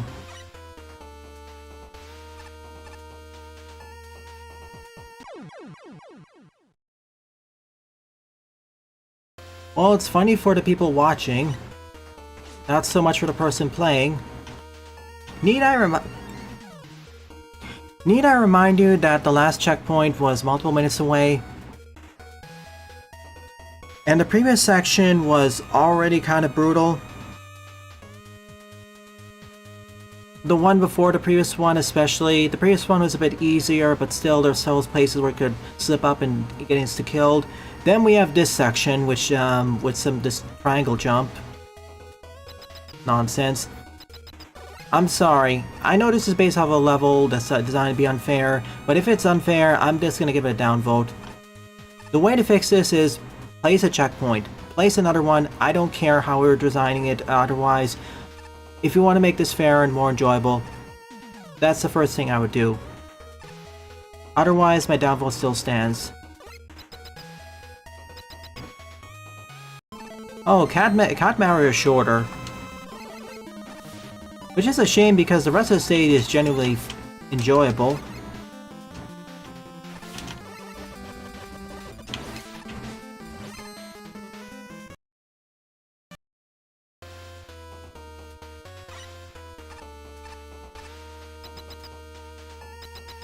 Like, sure, if you want to be accurate to something that's unfair like that, still gets a downvote. Sorry.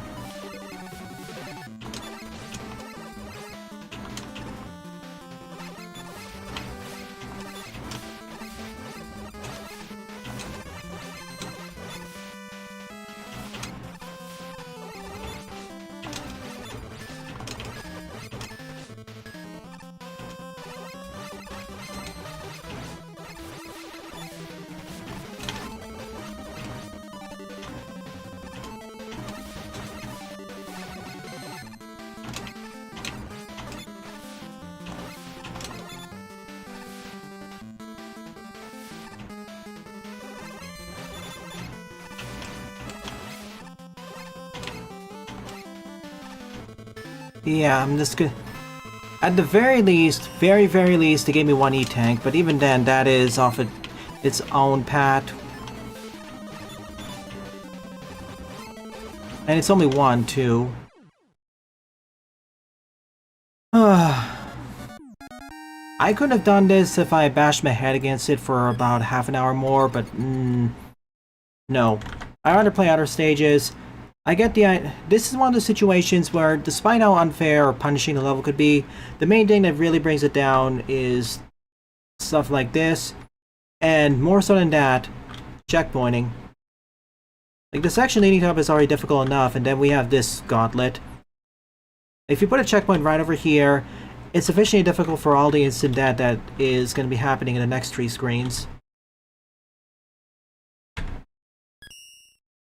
So I'll mark this with a yellow, or color this with a yellow. Okay, I'm going to take a brief pause and then I'll do Basedroid, or sample Basedroid tree.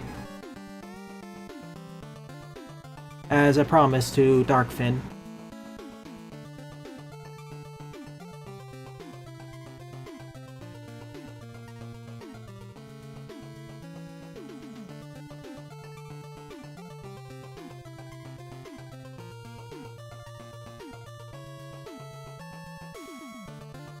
Oh, Mega Man DX stream. Thank you. Okay.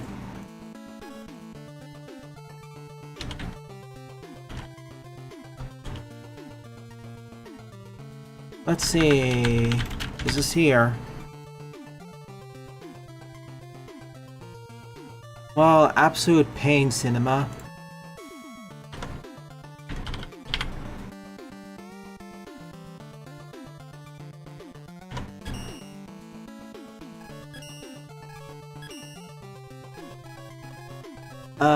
Where's Basedroid Tree? Could you send me the link to it, please? Or the level ID, so when I turn I can do it? Thank you.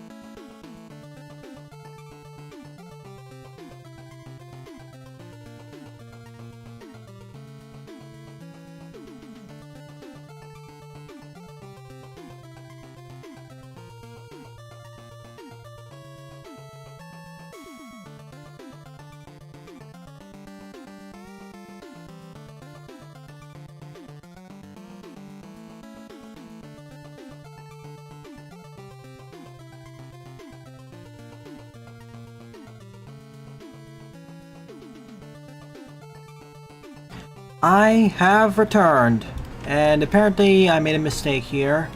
I'm sorry. This level was not actually uploaded yet. It was submitted directly to me through DMs. So my bad. Oof. I also found out the reason why... Hang on a moment. What is the name of that thing?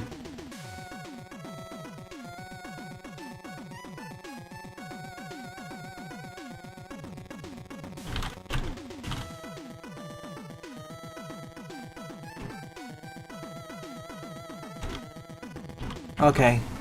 I also realized why Mega Man X The Badlands, as well as Mega Man X Maverick City lagged so badly. Long story short, bad coding in regards to the physics engine.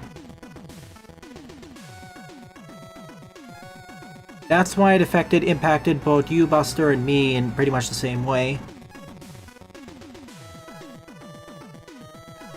Anyways, enough of that side. Whoa. I didn't know you could have a random avatar like that. That's cool.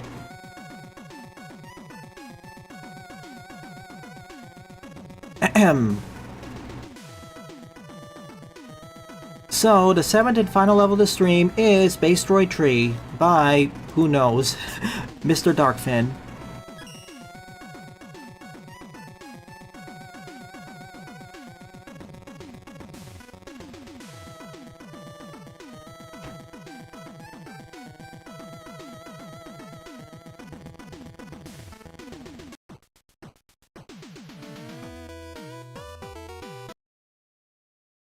Yeah. The physics coding is problematic, and then there are all those structures which have the same level of complexity of physics as the characters, so even if they're stationary, so it all adds to the physics performance, which is why when I fought Storm Eagle on top of the airship, it was super laggy, as in seconds per frame level laggy.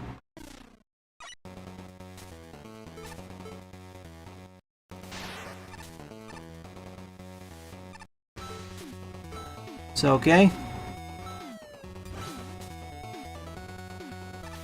I'm not. That over there on the side is basically the quick swapper.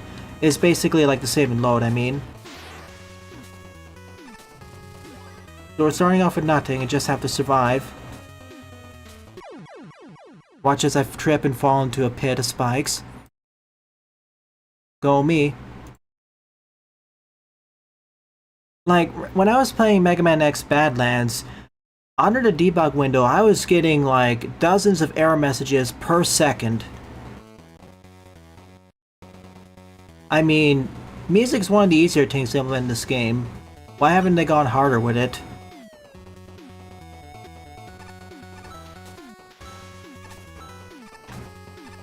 We have songs from Mega Man X, Zero, and ZX. We should have them from the classic side games as well.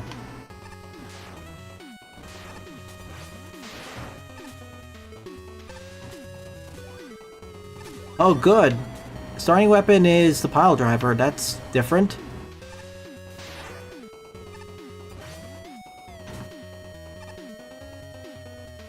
Perhaps we're going for a bit more of a non-traditional start with this. No. I failed to jump properly. Well, I guess we need some brain grow then.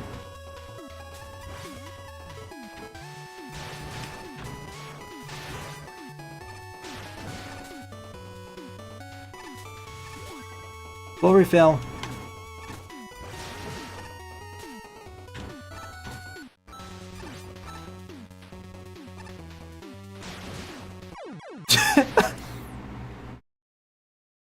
Only downside is that the multi-second reload time, as in like upwards to 10 seconds, which by the way is going to be even longer on weaker PCs. Make that 15 seconds. I would like to see someone else take another stab at a open world GTA I would like to see someone else take another stab at making a 3D, quote-unquote, open-world sandboxy X-style game.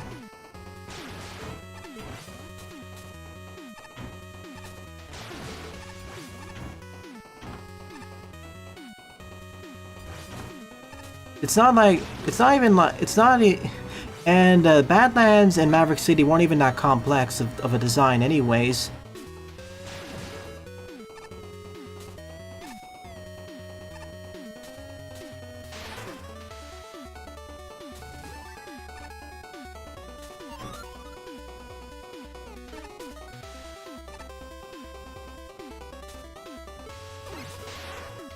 As much as I have problems with X7, the music is not one of them.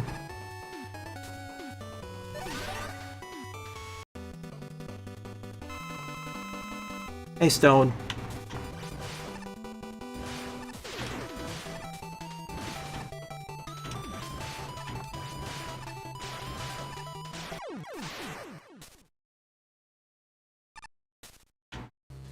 Like, let's be real.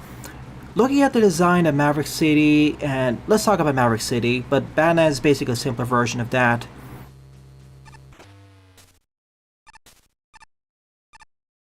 You have a relatively... Okay, here's where the Metroidvania really begins. Let's go left.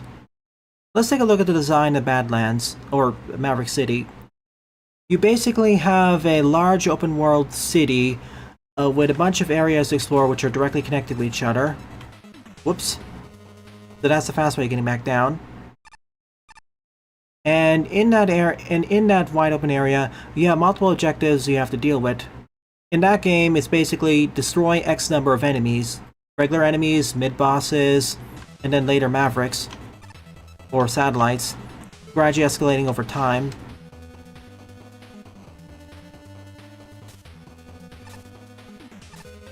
Can't go there yet. Or basically the scope gradually increasing over time, because we start with just the slightly tougher foes, and then we graduate over to bosses. And then of course ending with Sigma. And in that wide open space, there are multiple collectibles you can get. Whether that be new special weapons, utilities, life or weapon upgrades, etc, etc. With new ones opening up as you complete more objectives, or new stages of objectives. Welcome to the Dark Forest. Like, it's not like there's that much interconnectedness of the... It's not like there's a lot of interconnected mechanics. And the enemies themselves aren't really that complicated either. The enemies, weapon mechanics, shooting... And the differences between the characters aren't too stark, I'd say. Like, I'm pretty sure you could easily make something that's better than that, Buster. I could probably do too as well. Honestly, the hard part of making the 3D game for me isn't even the... I want to be real with you. I could probably do that as well. I know the engine well enough. The hard part is the models. As you're all well aware, I'm bad with graphics and animations. If someone could at least give me hook me up with some decent 3D models for the X characters and enemies, I could make a smaller proof of concept demo and see how it goes from there. Not risking it. Like, it's not gonna be the size of, in terms of wide open sandboxy as Maverick City, but I could do something on the scale of a little bit smaller than Maverick City, and probably have it perform better as well as be a bit more dense.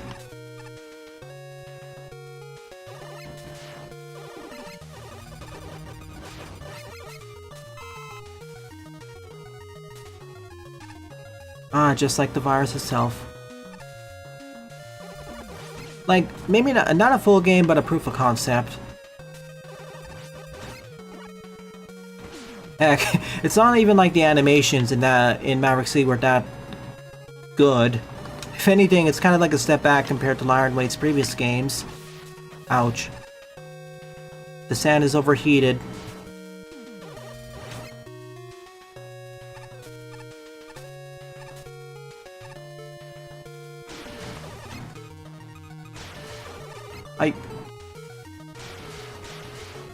Yeah, I'm not doing that.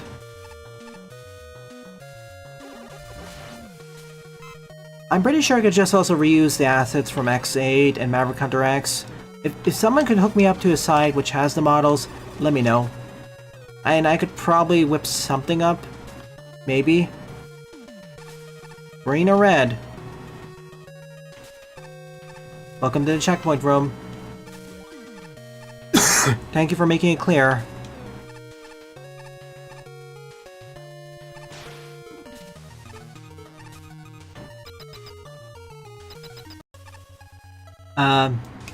Okay, that's different.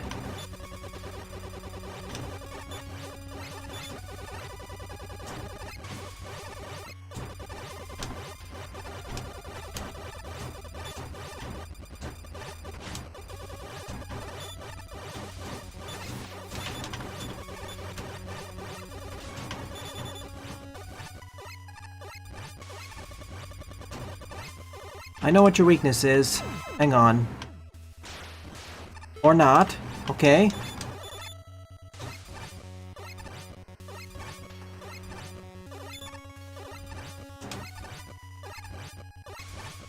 Trying to do it the slow way.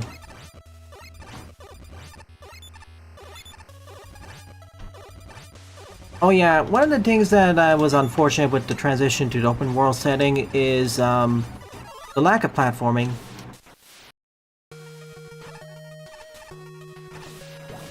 Should I go on to the right instead? I know there was a collectible there. Bye, Silent. Thanks for showing up for the stream. I appreciate it.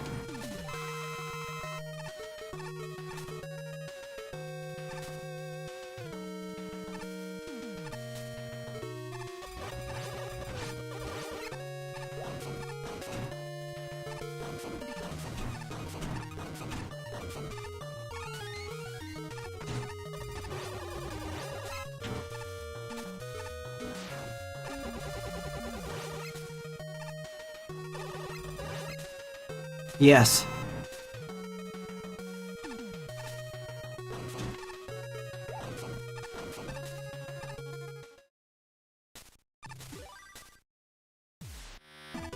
That's the next area. Wait. I don't think it actually transitions to the right, so I'm gonna ignore it. Man, oh man, I wish this had something like a quick map.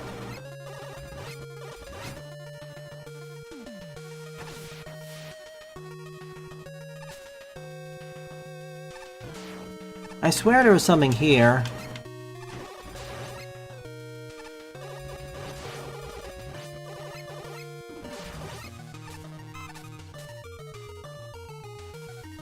If not, I have a teleporter.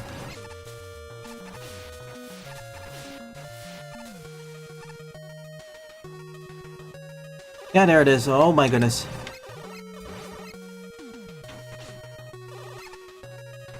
I'm trying.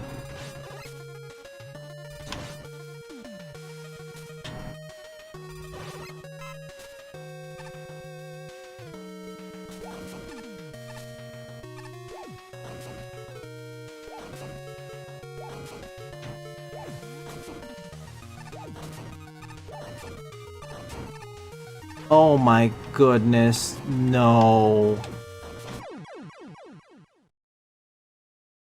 What are the green keys used for again?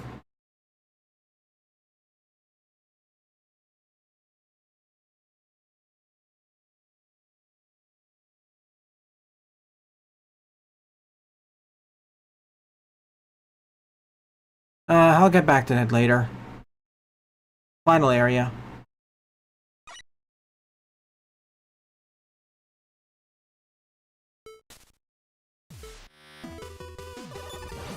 For now, volcano. Is it mandatory for the final area is my question.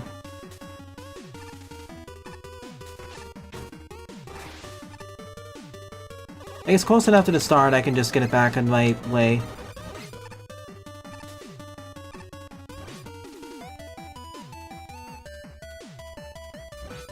Yoink. Okay, I'll get it back on my way as it's near about halfway through the grass area, and I have a teleporter here anyways.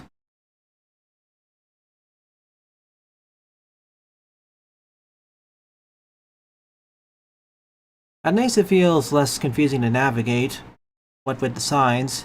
Although the biggest downside of this level is the exorbitant loading times. One of those things that work better with its own fan game, or Megamix engine. And this is with the best loading times of all of Maker. Like, the current era in Maker we're in, it has some of the best loading times, period. If it was like near the OG era, this would take at least 5 minutes to load or something.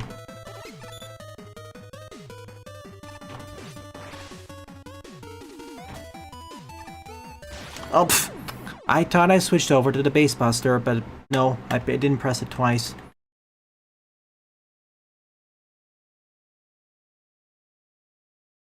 I made a sequence break? Interesting. Well, that is one thing about Metroidvanias where you can sequence break it, so it's cool.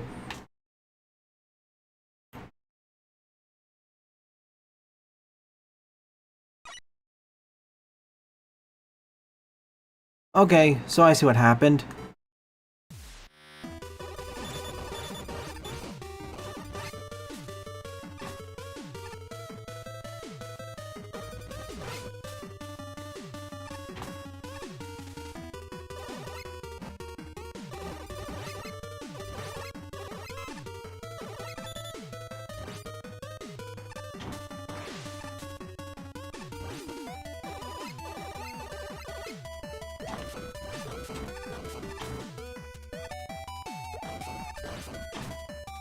That could have been a disaster because I thought that was just fake too.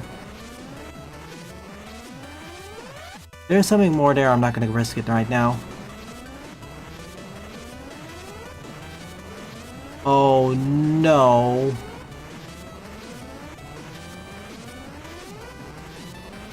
I see there's a problem here.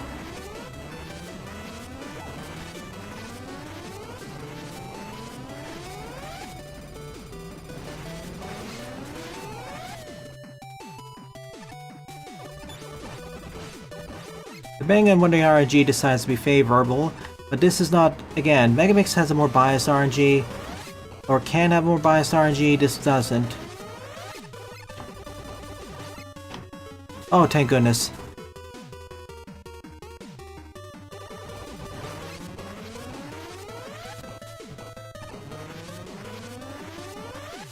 Hit the targets, which I can't, I don't have any weapons that can break through.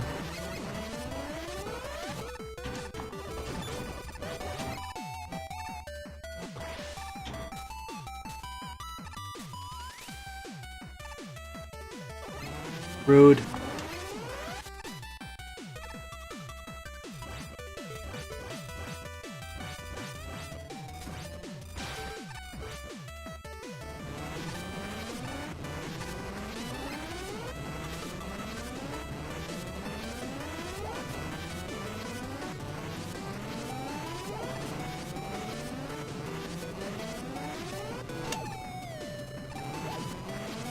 Well.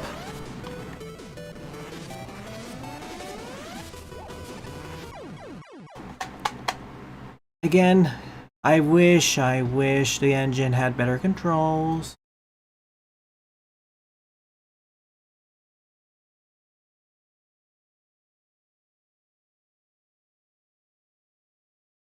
I don't mind always versus random. I just wish it was a little bit more biased so that I don't mind random drops, but it becomes an issue when you have to farm like this.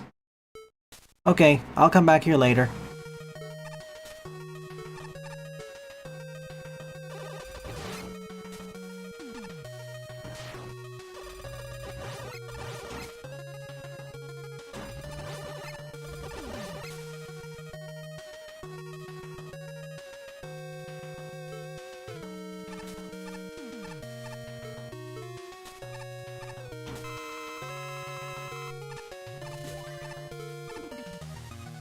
Fortunately, I wasted too much of it. It is doable, but I don't want to have to reload every single time and wait 20 or 30 seconds. I don't mind having random drops. The problem is, okay, so I have to backtrack here.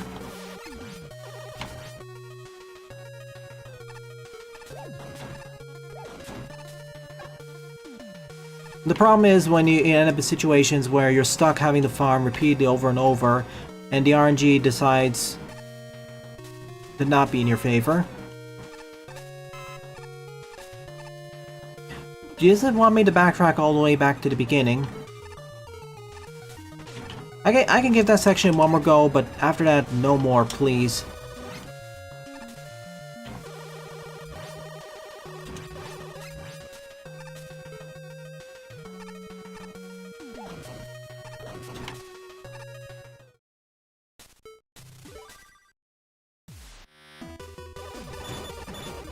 Like, have it so that if I haven't picked up any items after X number of enemies are dispatched, just bump up the random drop rate. I thought it was just one more square to the right again.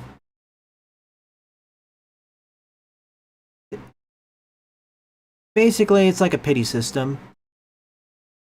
Or biased RNG, so eventually you will get something after you dispatch enough enemies and you didn't drop anything.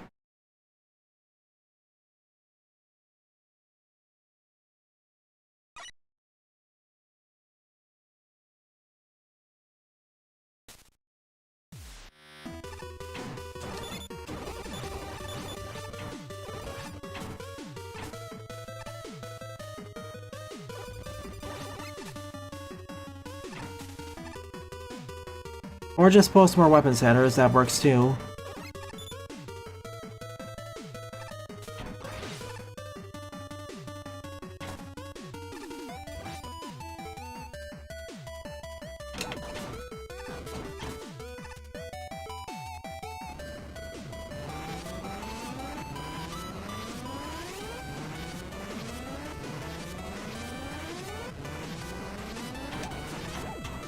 Alright.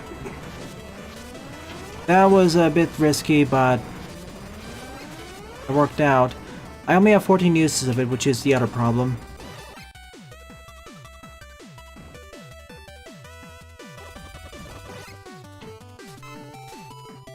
I can just fill it up. Checkpoint density, I'd say, is on point.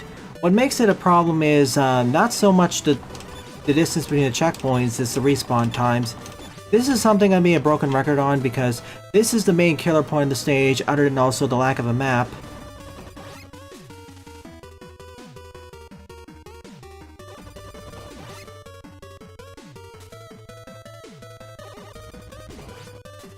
Well, my equivalent of map in this is just open up the editor and another instance of Maker. Give it one more go and I'll do it. Thank you. So if I perish here, I'm just going to backtrack back to the start and then check out to see what's going on that end. The right end.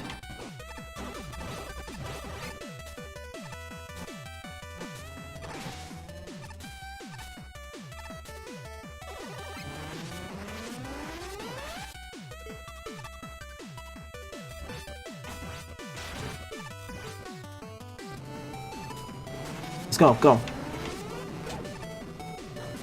Nope. Wait, it fired twice? Okay, it worked this time. I was preparing to get ambushed.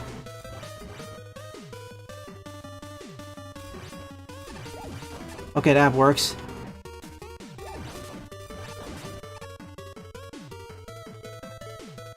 I was prepared to get jump scared by a horizontal sideways generator. The lava generator, I mean.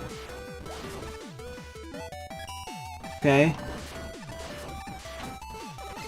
I hate deorder these weapons. I really wish I could reorder these in this engine.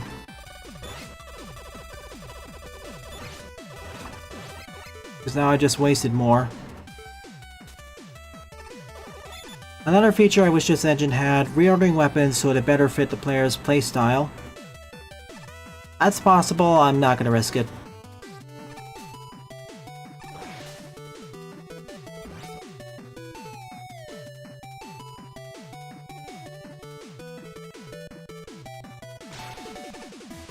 Thought so.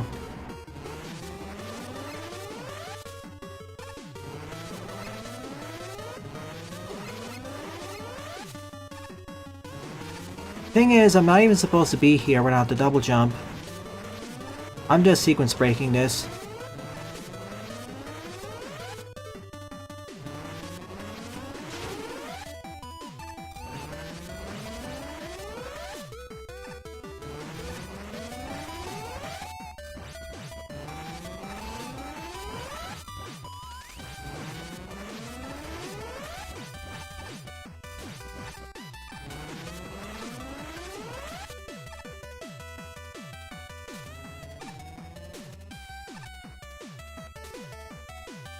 Oh my goodness, I found it! Playing it extraordinarily safe, but it's done.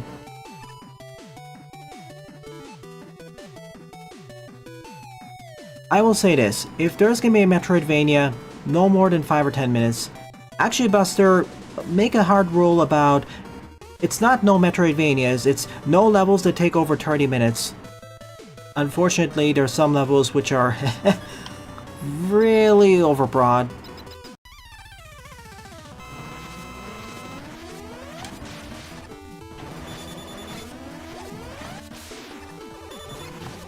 Okay.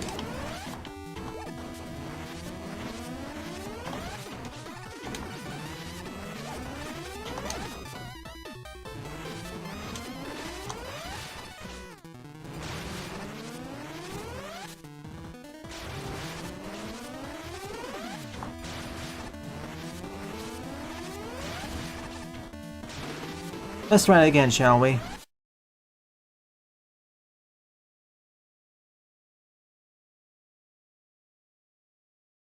Still, this is not as frustrating as the previous stage.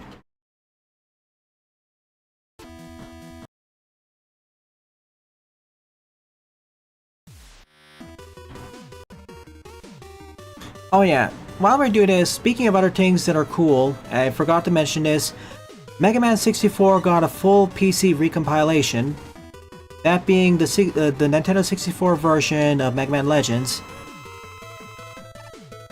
Can't wait to get some mods for it to improve parts of the game which didn't quite age as well. And heck, depending on when I play Mega Man Legends, that's probably gonna be my go-to way.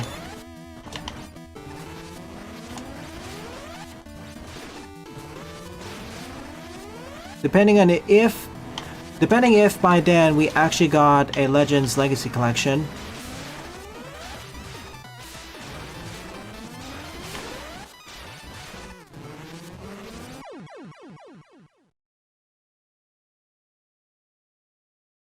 Yeah, just like how if you concrete shot Pump Man's bubble projectile on top of him, it'll crush him.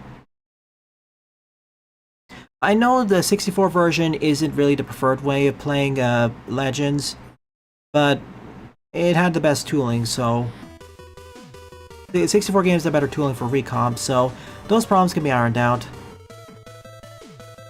Like, there's no actual gameplay improvements for now,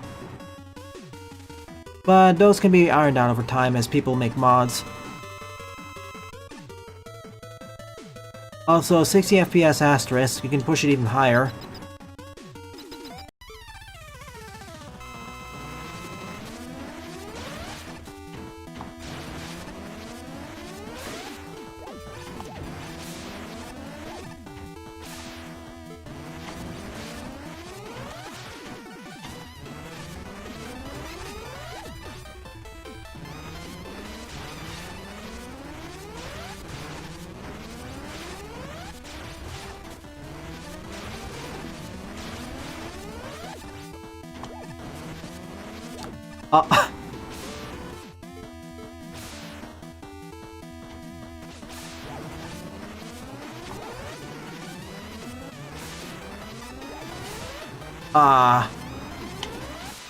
You have to get the timing down right, otherwise it won't work. And I've lost. Again, I'm not supposed to be here until I get the double jump, so or just do that. That works too.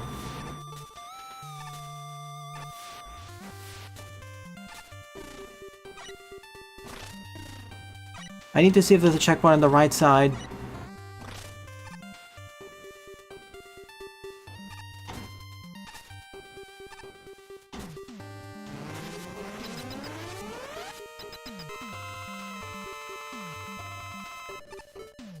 You know, at this point you might as well just use a Shishi, but...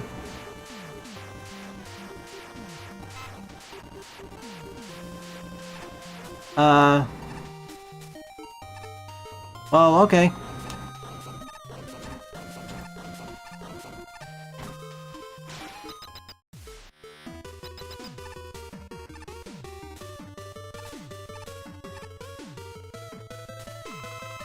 Had I known that was possible, I would have done that the first time around. I thought there was going to be an enemy hover.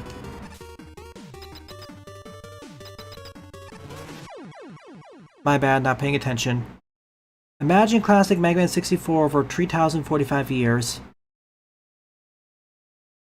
I don't get the joke.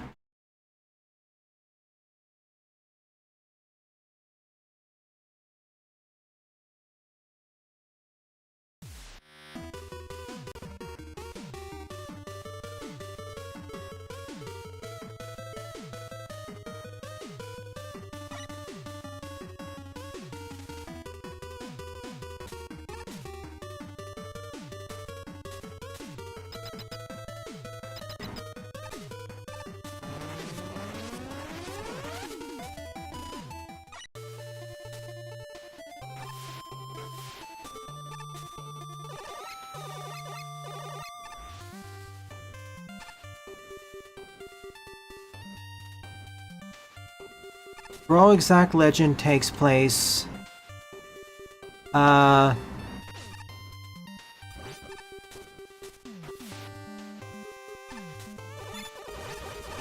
Okay.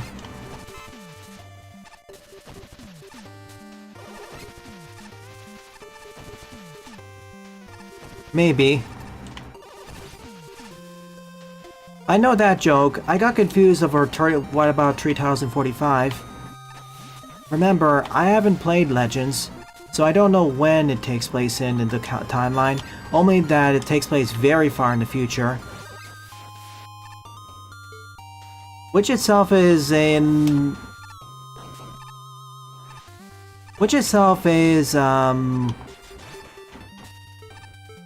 opens up some ideas for certain fan works, I'll just say it that way.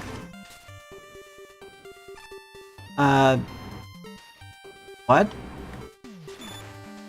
Okay.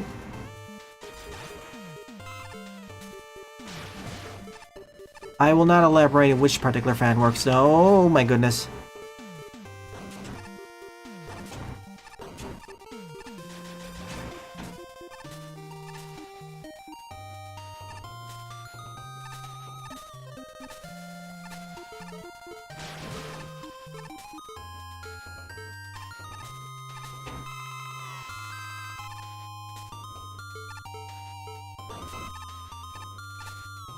Huh?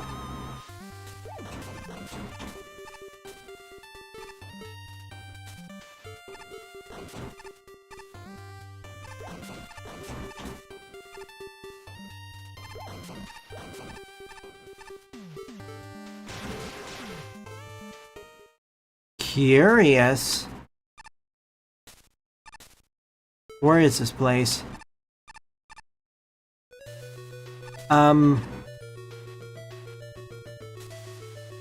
Uh-oh. I didn't even finish the ice area yet.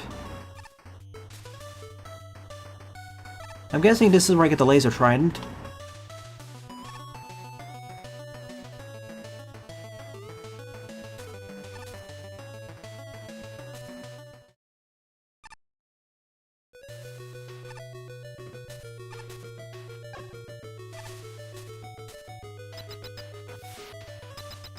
Well, at least I get to find him right now, and, lol.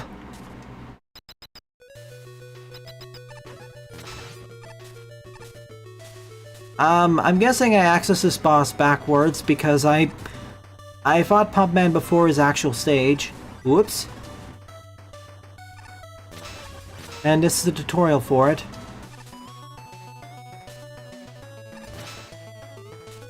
Well, this is a Metroidvania, so it's supposed to be non-linear. And the better ones always, and some of the best Metroidvanias involve or allow for sequence breaking, so I don't know where I am at all.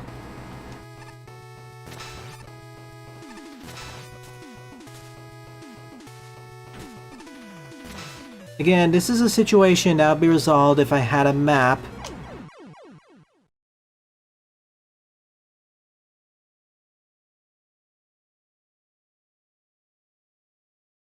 I'm half tempted to just open up the level editor in a different window and figure out what's happening here.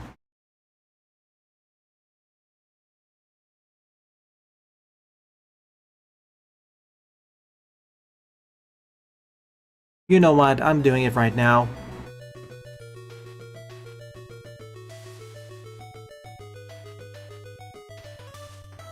Don't mind the double.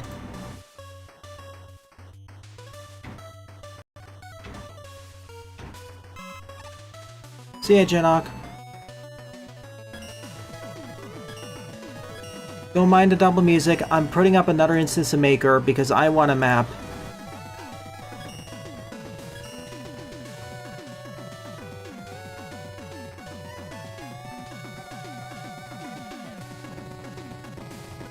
I am really concerned that I may have accidentally sequence break so hard that I may be going way off track. And I don't trust the game or the designer enough to not worry about being soft locked. Oh. Oh. Good reason too, this map is large. I know. Saying this map is large is like saying water is wet. Okay, that means I can also open up the grass tank, one of the grass tanks over there. And there's 2 green keys which I can collect. So let's see,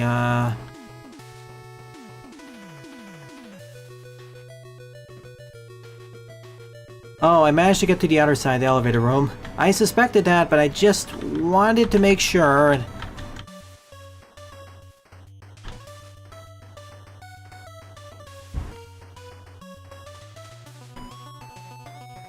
Oh, there was a fire rumor. Ooh, that's a clever secret. I'm not getting the red keys. Please, no.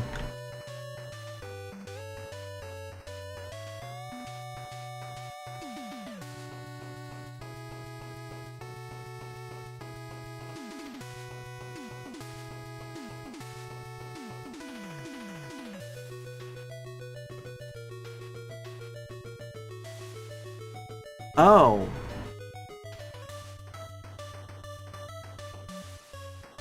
So I could defeat Pumpman.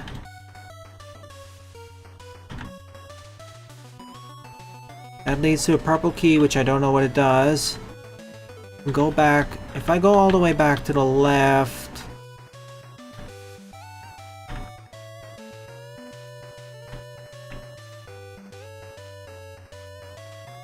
There's also a purple key I can get.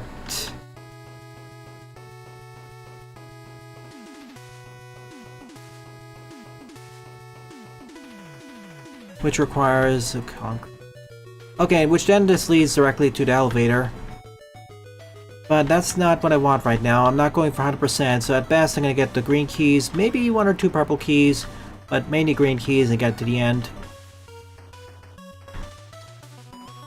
What happens if I go down instead?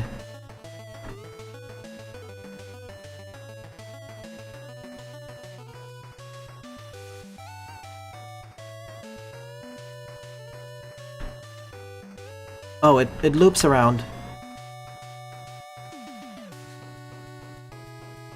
I don't think I have enough time. I only have about 20 more minutes left to stream, so that'll be a no-go.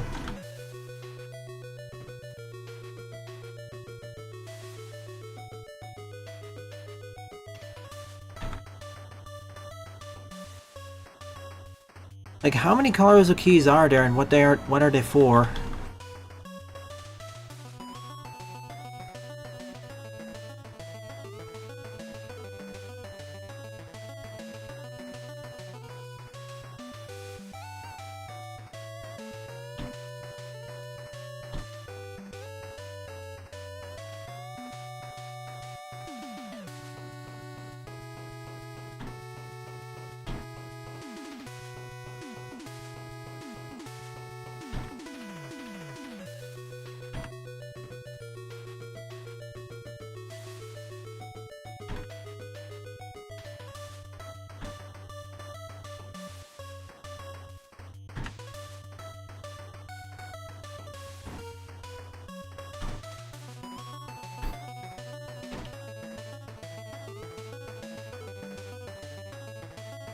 Let's see, what weapons do I... I'm missing the Spark Chaser, Treble Boost, and Blade Cracker. Got it.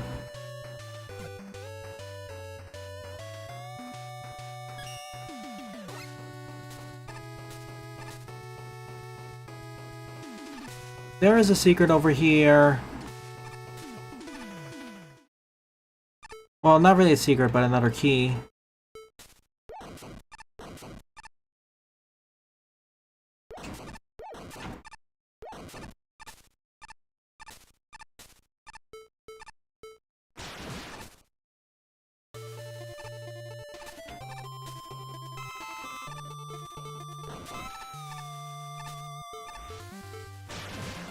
Like, there's only so much time I can give to levels, so I'm not gonna 100% it.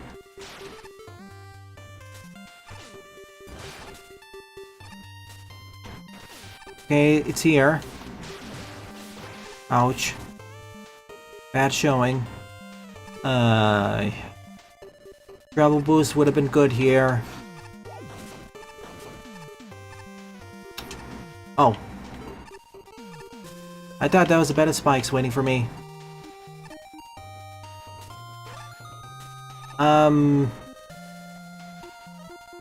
Why do I even need to use the laser trident here? I don't get it.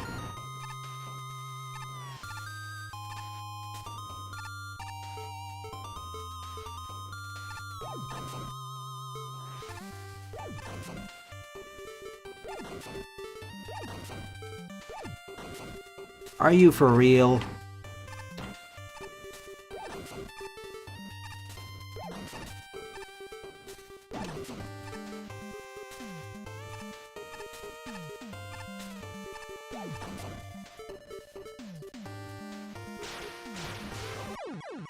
Yeah,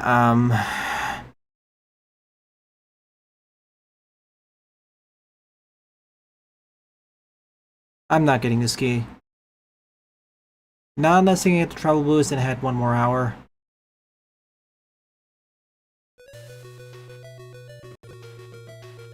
Well, I guess I'm gonna backtrack back to the elevator then. Unless... hang on. I'm opening up the map.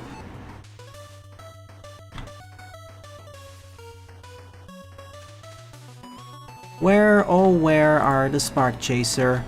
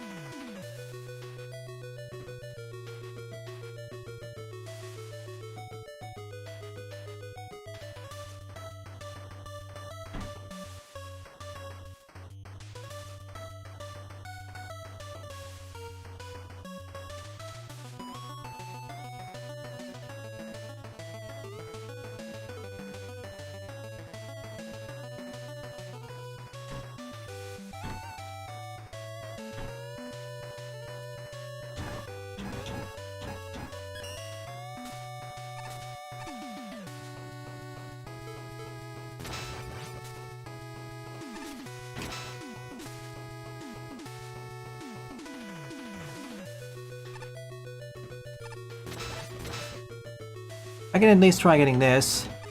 Ah, okay. That's how I'm supposed to do that.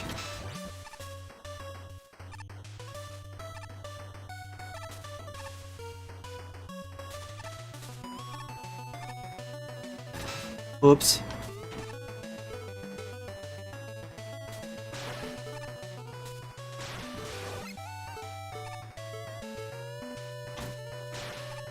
Alright, that's my last one. I need to get a refill. I'm not even sure if I'll be able to beat this today because of its length, but at least I can have a save point. Am I going in the right direction for getting the next special weapon? I want to ask that.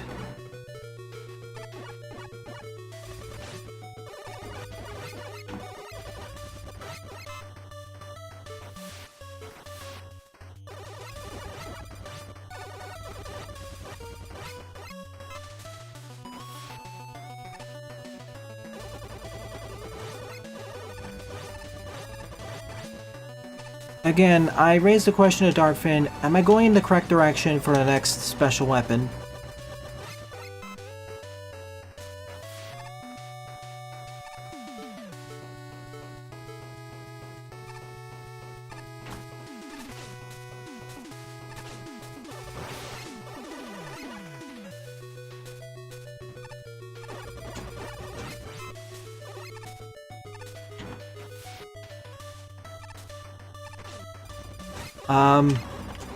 Great Whale Migration comes to an unceremonious end.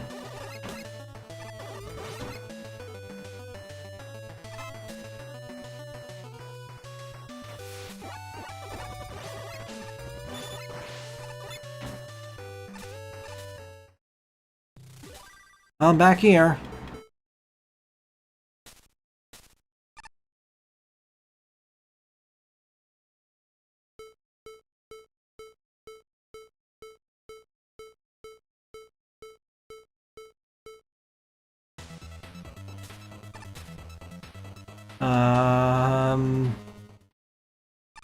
Give me back up.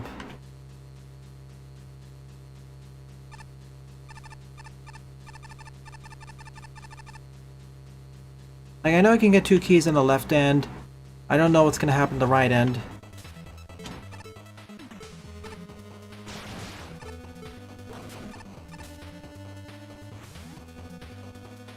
Oops. Okay.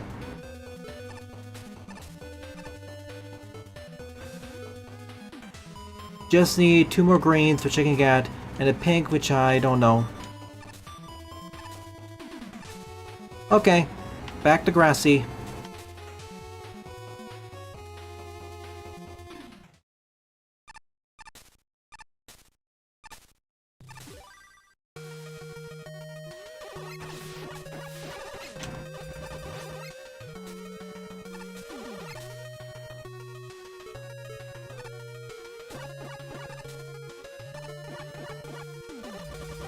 I do appreciate how it starts off easier and gradually escalates, and the start is a little bit more... Ow. The start is a bit more non-traditional. That was rude, though. The sniper snakes, though, are especially as base, who can't just quickly dispatch them. Ran into that. Darkfin, if you're still watching, can you please let me know if I'm going in the right direction?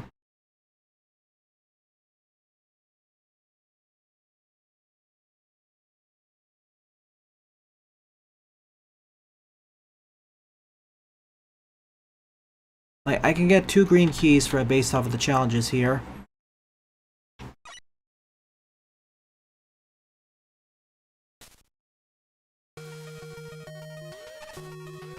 And probably a pink one in the water section, now that I think about it.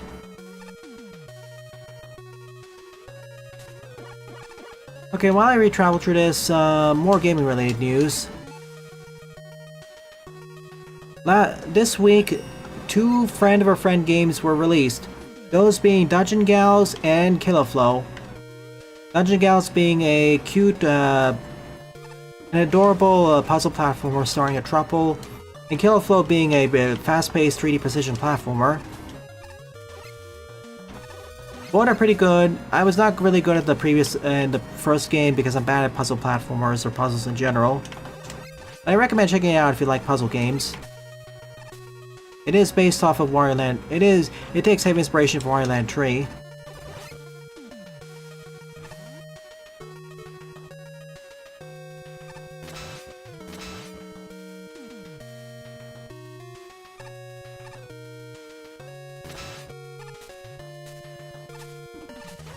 That's one.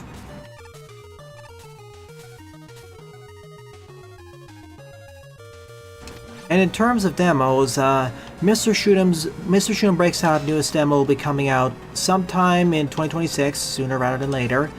Tricking the Dreamcaster gets a full revamped demo on May 7, which I will check out. Susan Taxpayer later this year. Twin Shot is going to be released in a few days. Crash Out Crew May 28.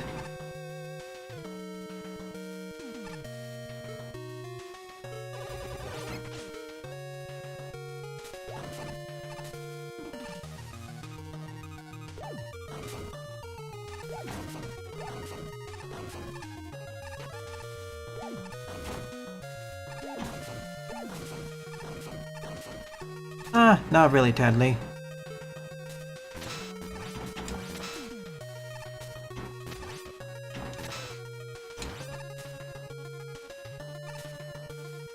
I'm more Miss Buster.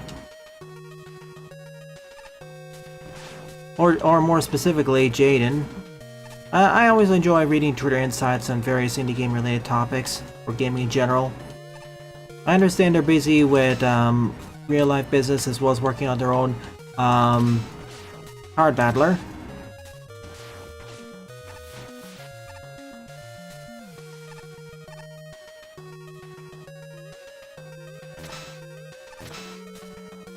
No.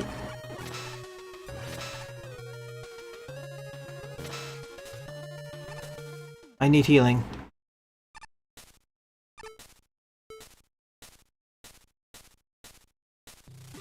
Thank you. I'm gonna perish soon, so this is a definite reset. Okay, I got 2 green keys. I need 1 more of that other key color in order to get through that elevator. And I know there is one nearby in the water section.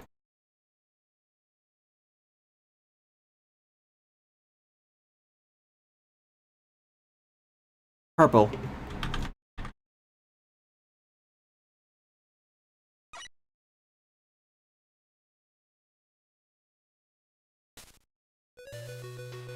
I know these are a little bit more challenging, but they do force me to use the special weapons in their intended and not so intended ways.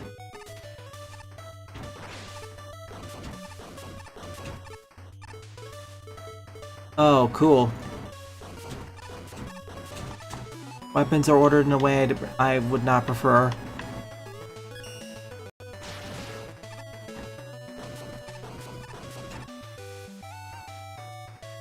Well, at least I get a full refill of this.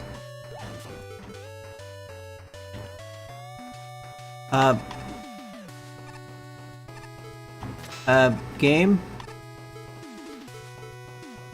Why aren't you allowing me to grab that again?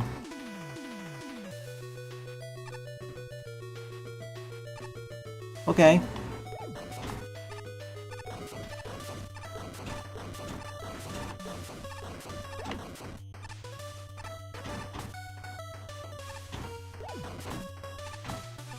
Hey, that wasn't that hard.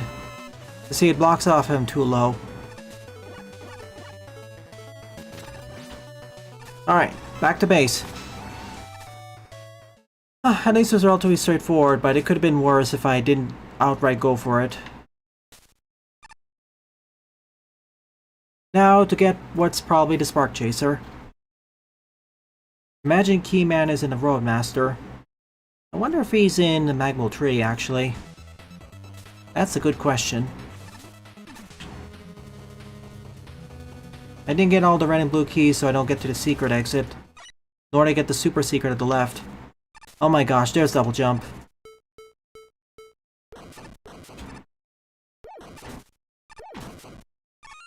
Yes.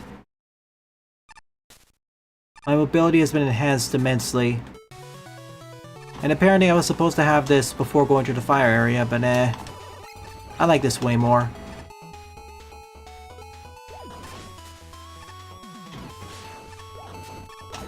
Yes, E.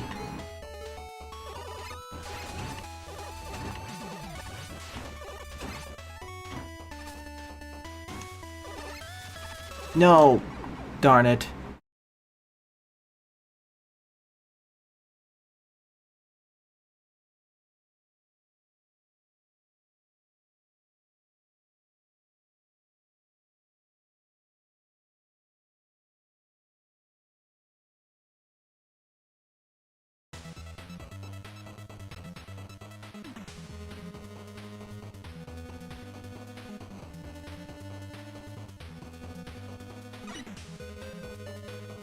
I'm gonna give it about 10 more minutes, and if I don't beat the stage, I'll just resume next week immediately after.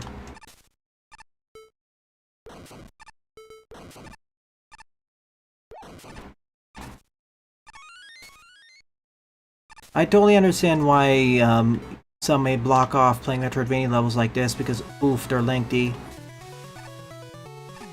Especially load times.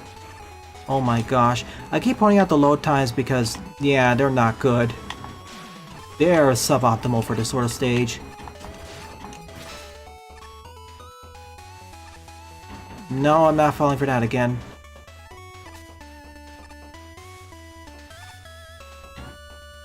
Oh, yep. I thought so. Okay, where's the other one? Who's else? Yep.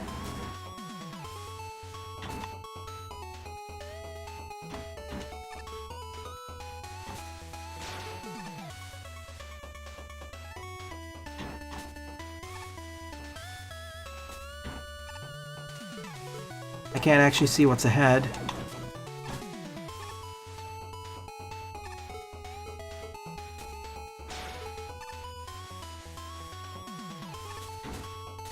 Up?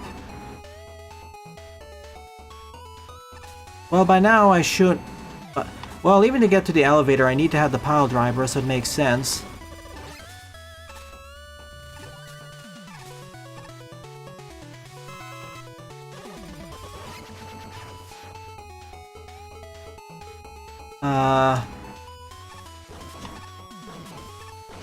No. I hate those the position on those cannons is so they cause so many issues. But I can do it.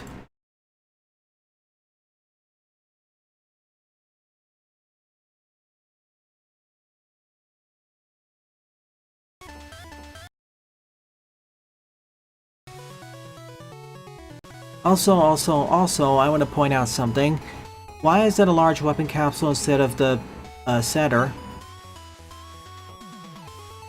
It is entirely possible to screw up the jumping challenge and end up having to just reset. That's not good design, and that was already resolved earlier.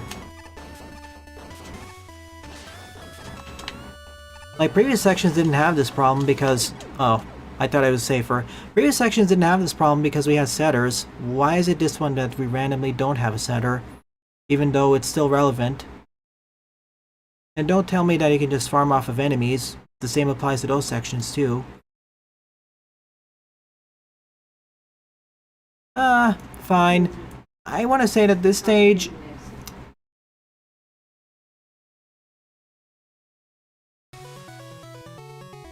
excuse me. I want to say this stage is still less frustrating than the previous one by many regards. It's just that I wish the design was a little bit condensed. It is less confusing. It is far less confusing to navigate than the previous one, and doesn't require a map to the same degree. But there's still these odd design decisions.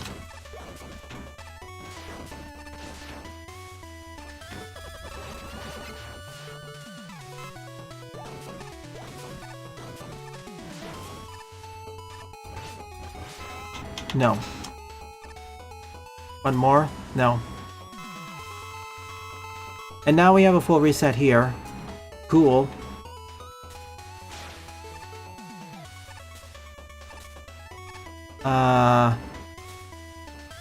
What? Oh my gosh, really? You want me to do that level of, Okay.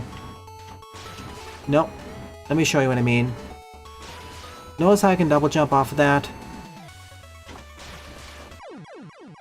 Unfortunately aiming.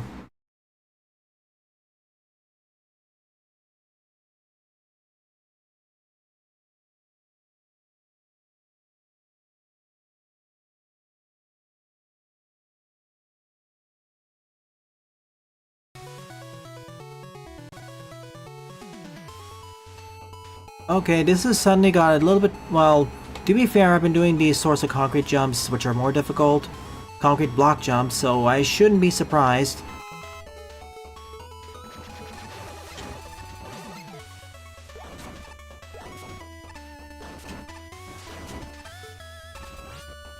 No! I was holding right there, but apparently I was not right enough.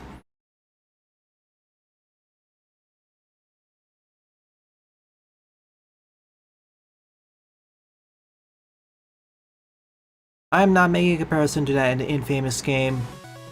It doesn't deserve that comparison. It's much better than that.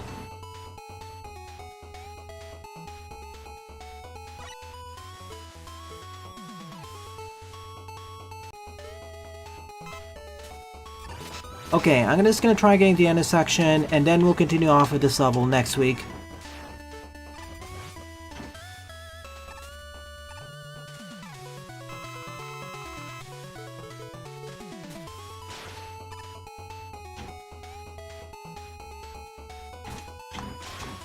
This is what they wanted me to do.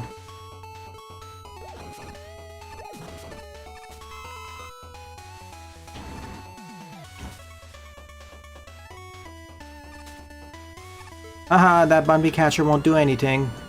Or will it?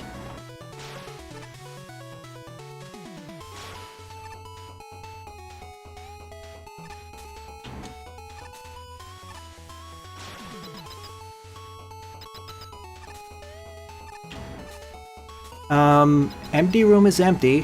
What? Why was that there? I don't know.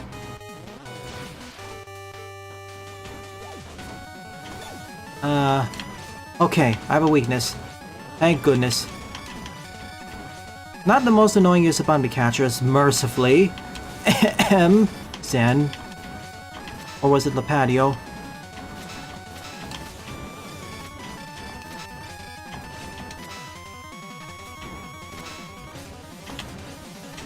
Get me out. I got...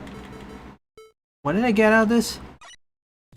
Well, I did get the double jump, so I guess it works. Okay, now I have to go on the lookout for the red and blue keys.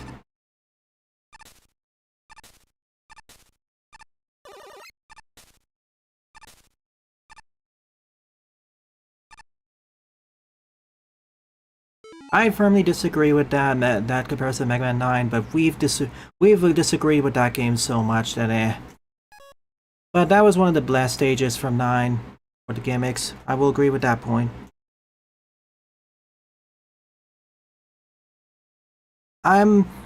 Okay, when I made the comparison, I'm talking about designers here in this game, and yeah. Okay. I'm gonna have to continue this stage later because this is taking too long, and it also crashed the game by trying to exit the level. Whoops.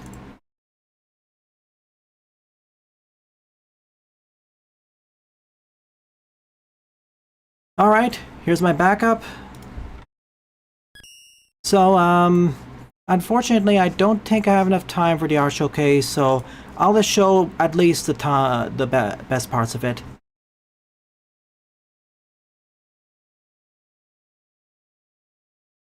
If it'll allow me to play it. There we go.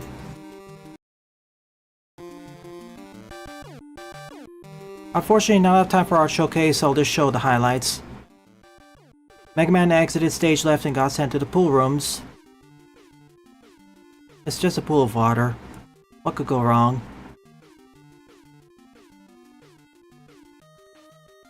From Frick Bears, Moonchild.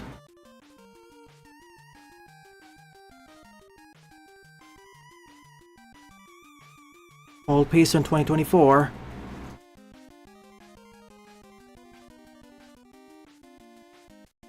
Sorry about the fishing rod. Rated Wise Castle for Mega Man Plus.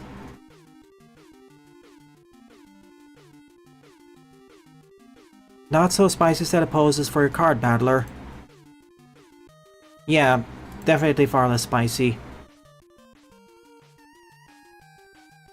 Oh, she has some quite good flexibility. Sarah and Samantha.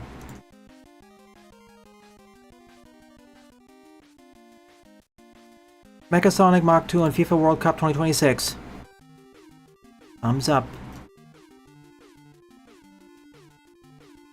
Ooh. Working on your own horror AU on Instagram and TikTok. I see you're joining the trend, or trends. And last but not least, welcome to Planet Wily. OG by Mama Doomsday. In any case, this marks the end of the stream. Thank you to everyone who either submitted their levels, submitted their art, or simply participated in chat. It's thanks to your continued support why I continue to produce new content for the channel. It's really appreciated. Oh yeah, favorite level of the stream? It would have been Zen's level if it didn't have that issue. Probably gonna be Bottomless Abyss 3 or Inferno Tower. If you're enjoying this or any other video or stream on the channels, please rate, comment, favorite, and or subscribe, as they all help them out. Don't forget to follow me on Blue Sky and Mastodon as well, and join my Discord server, as I regularly post updates there. Thank you very much for watching, and I hope to see you all tomorrow morning for Demon Time.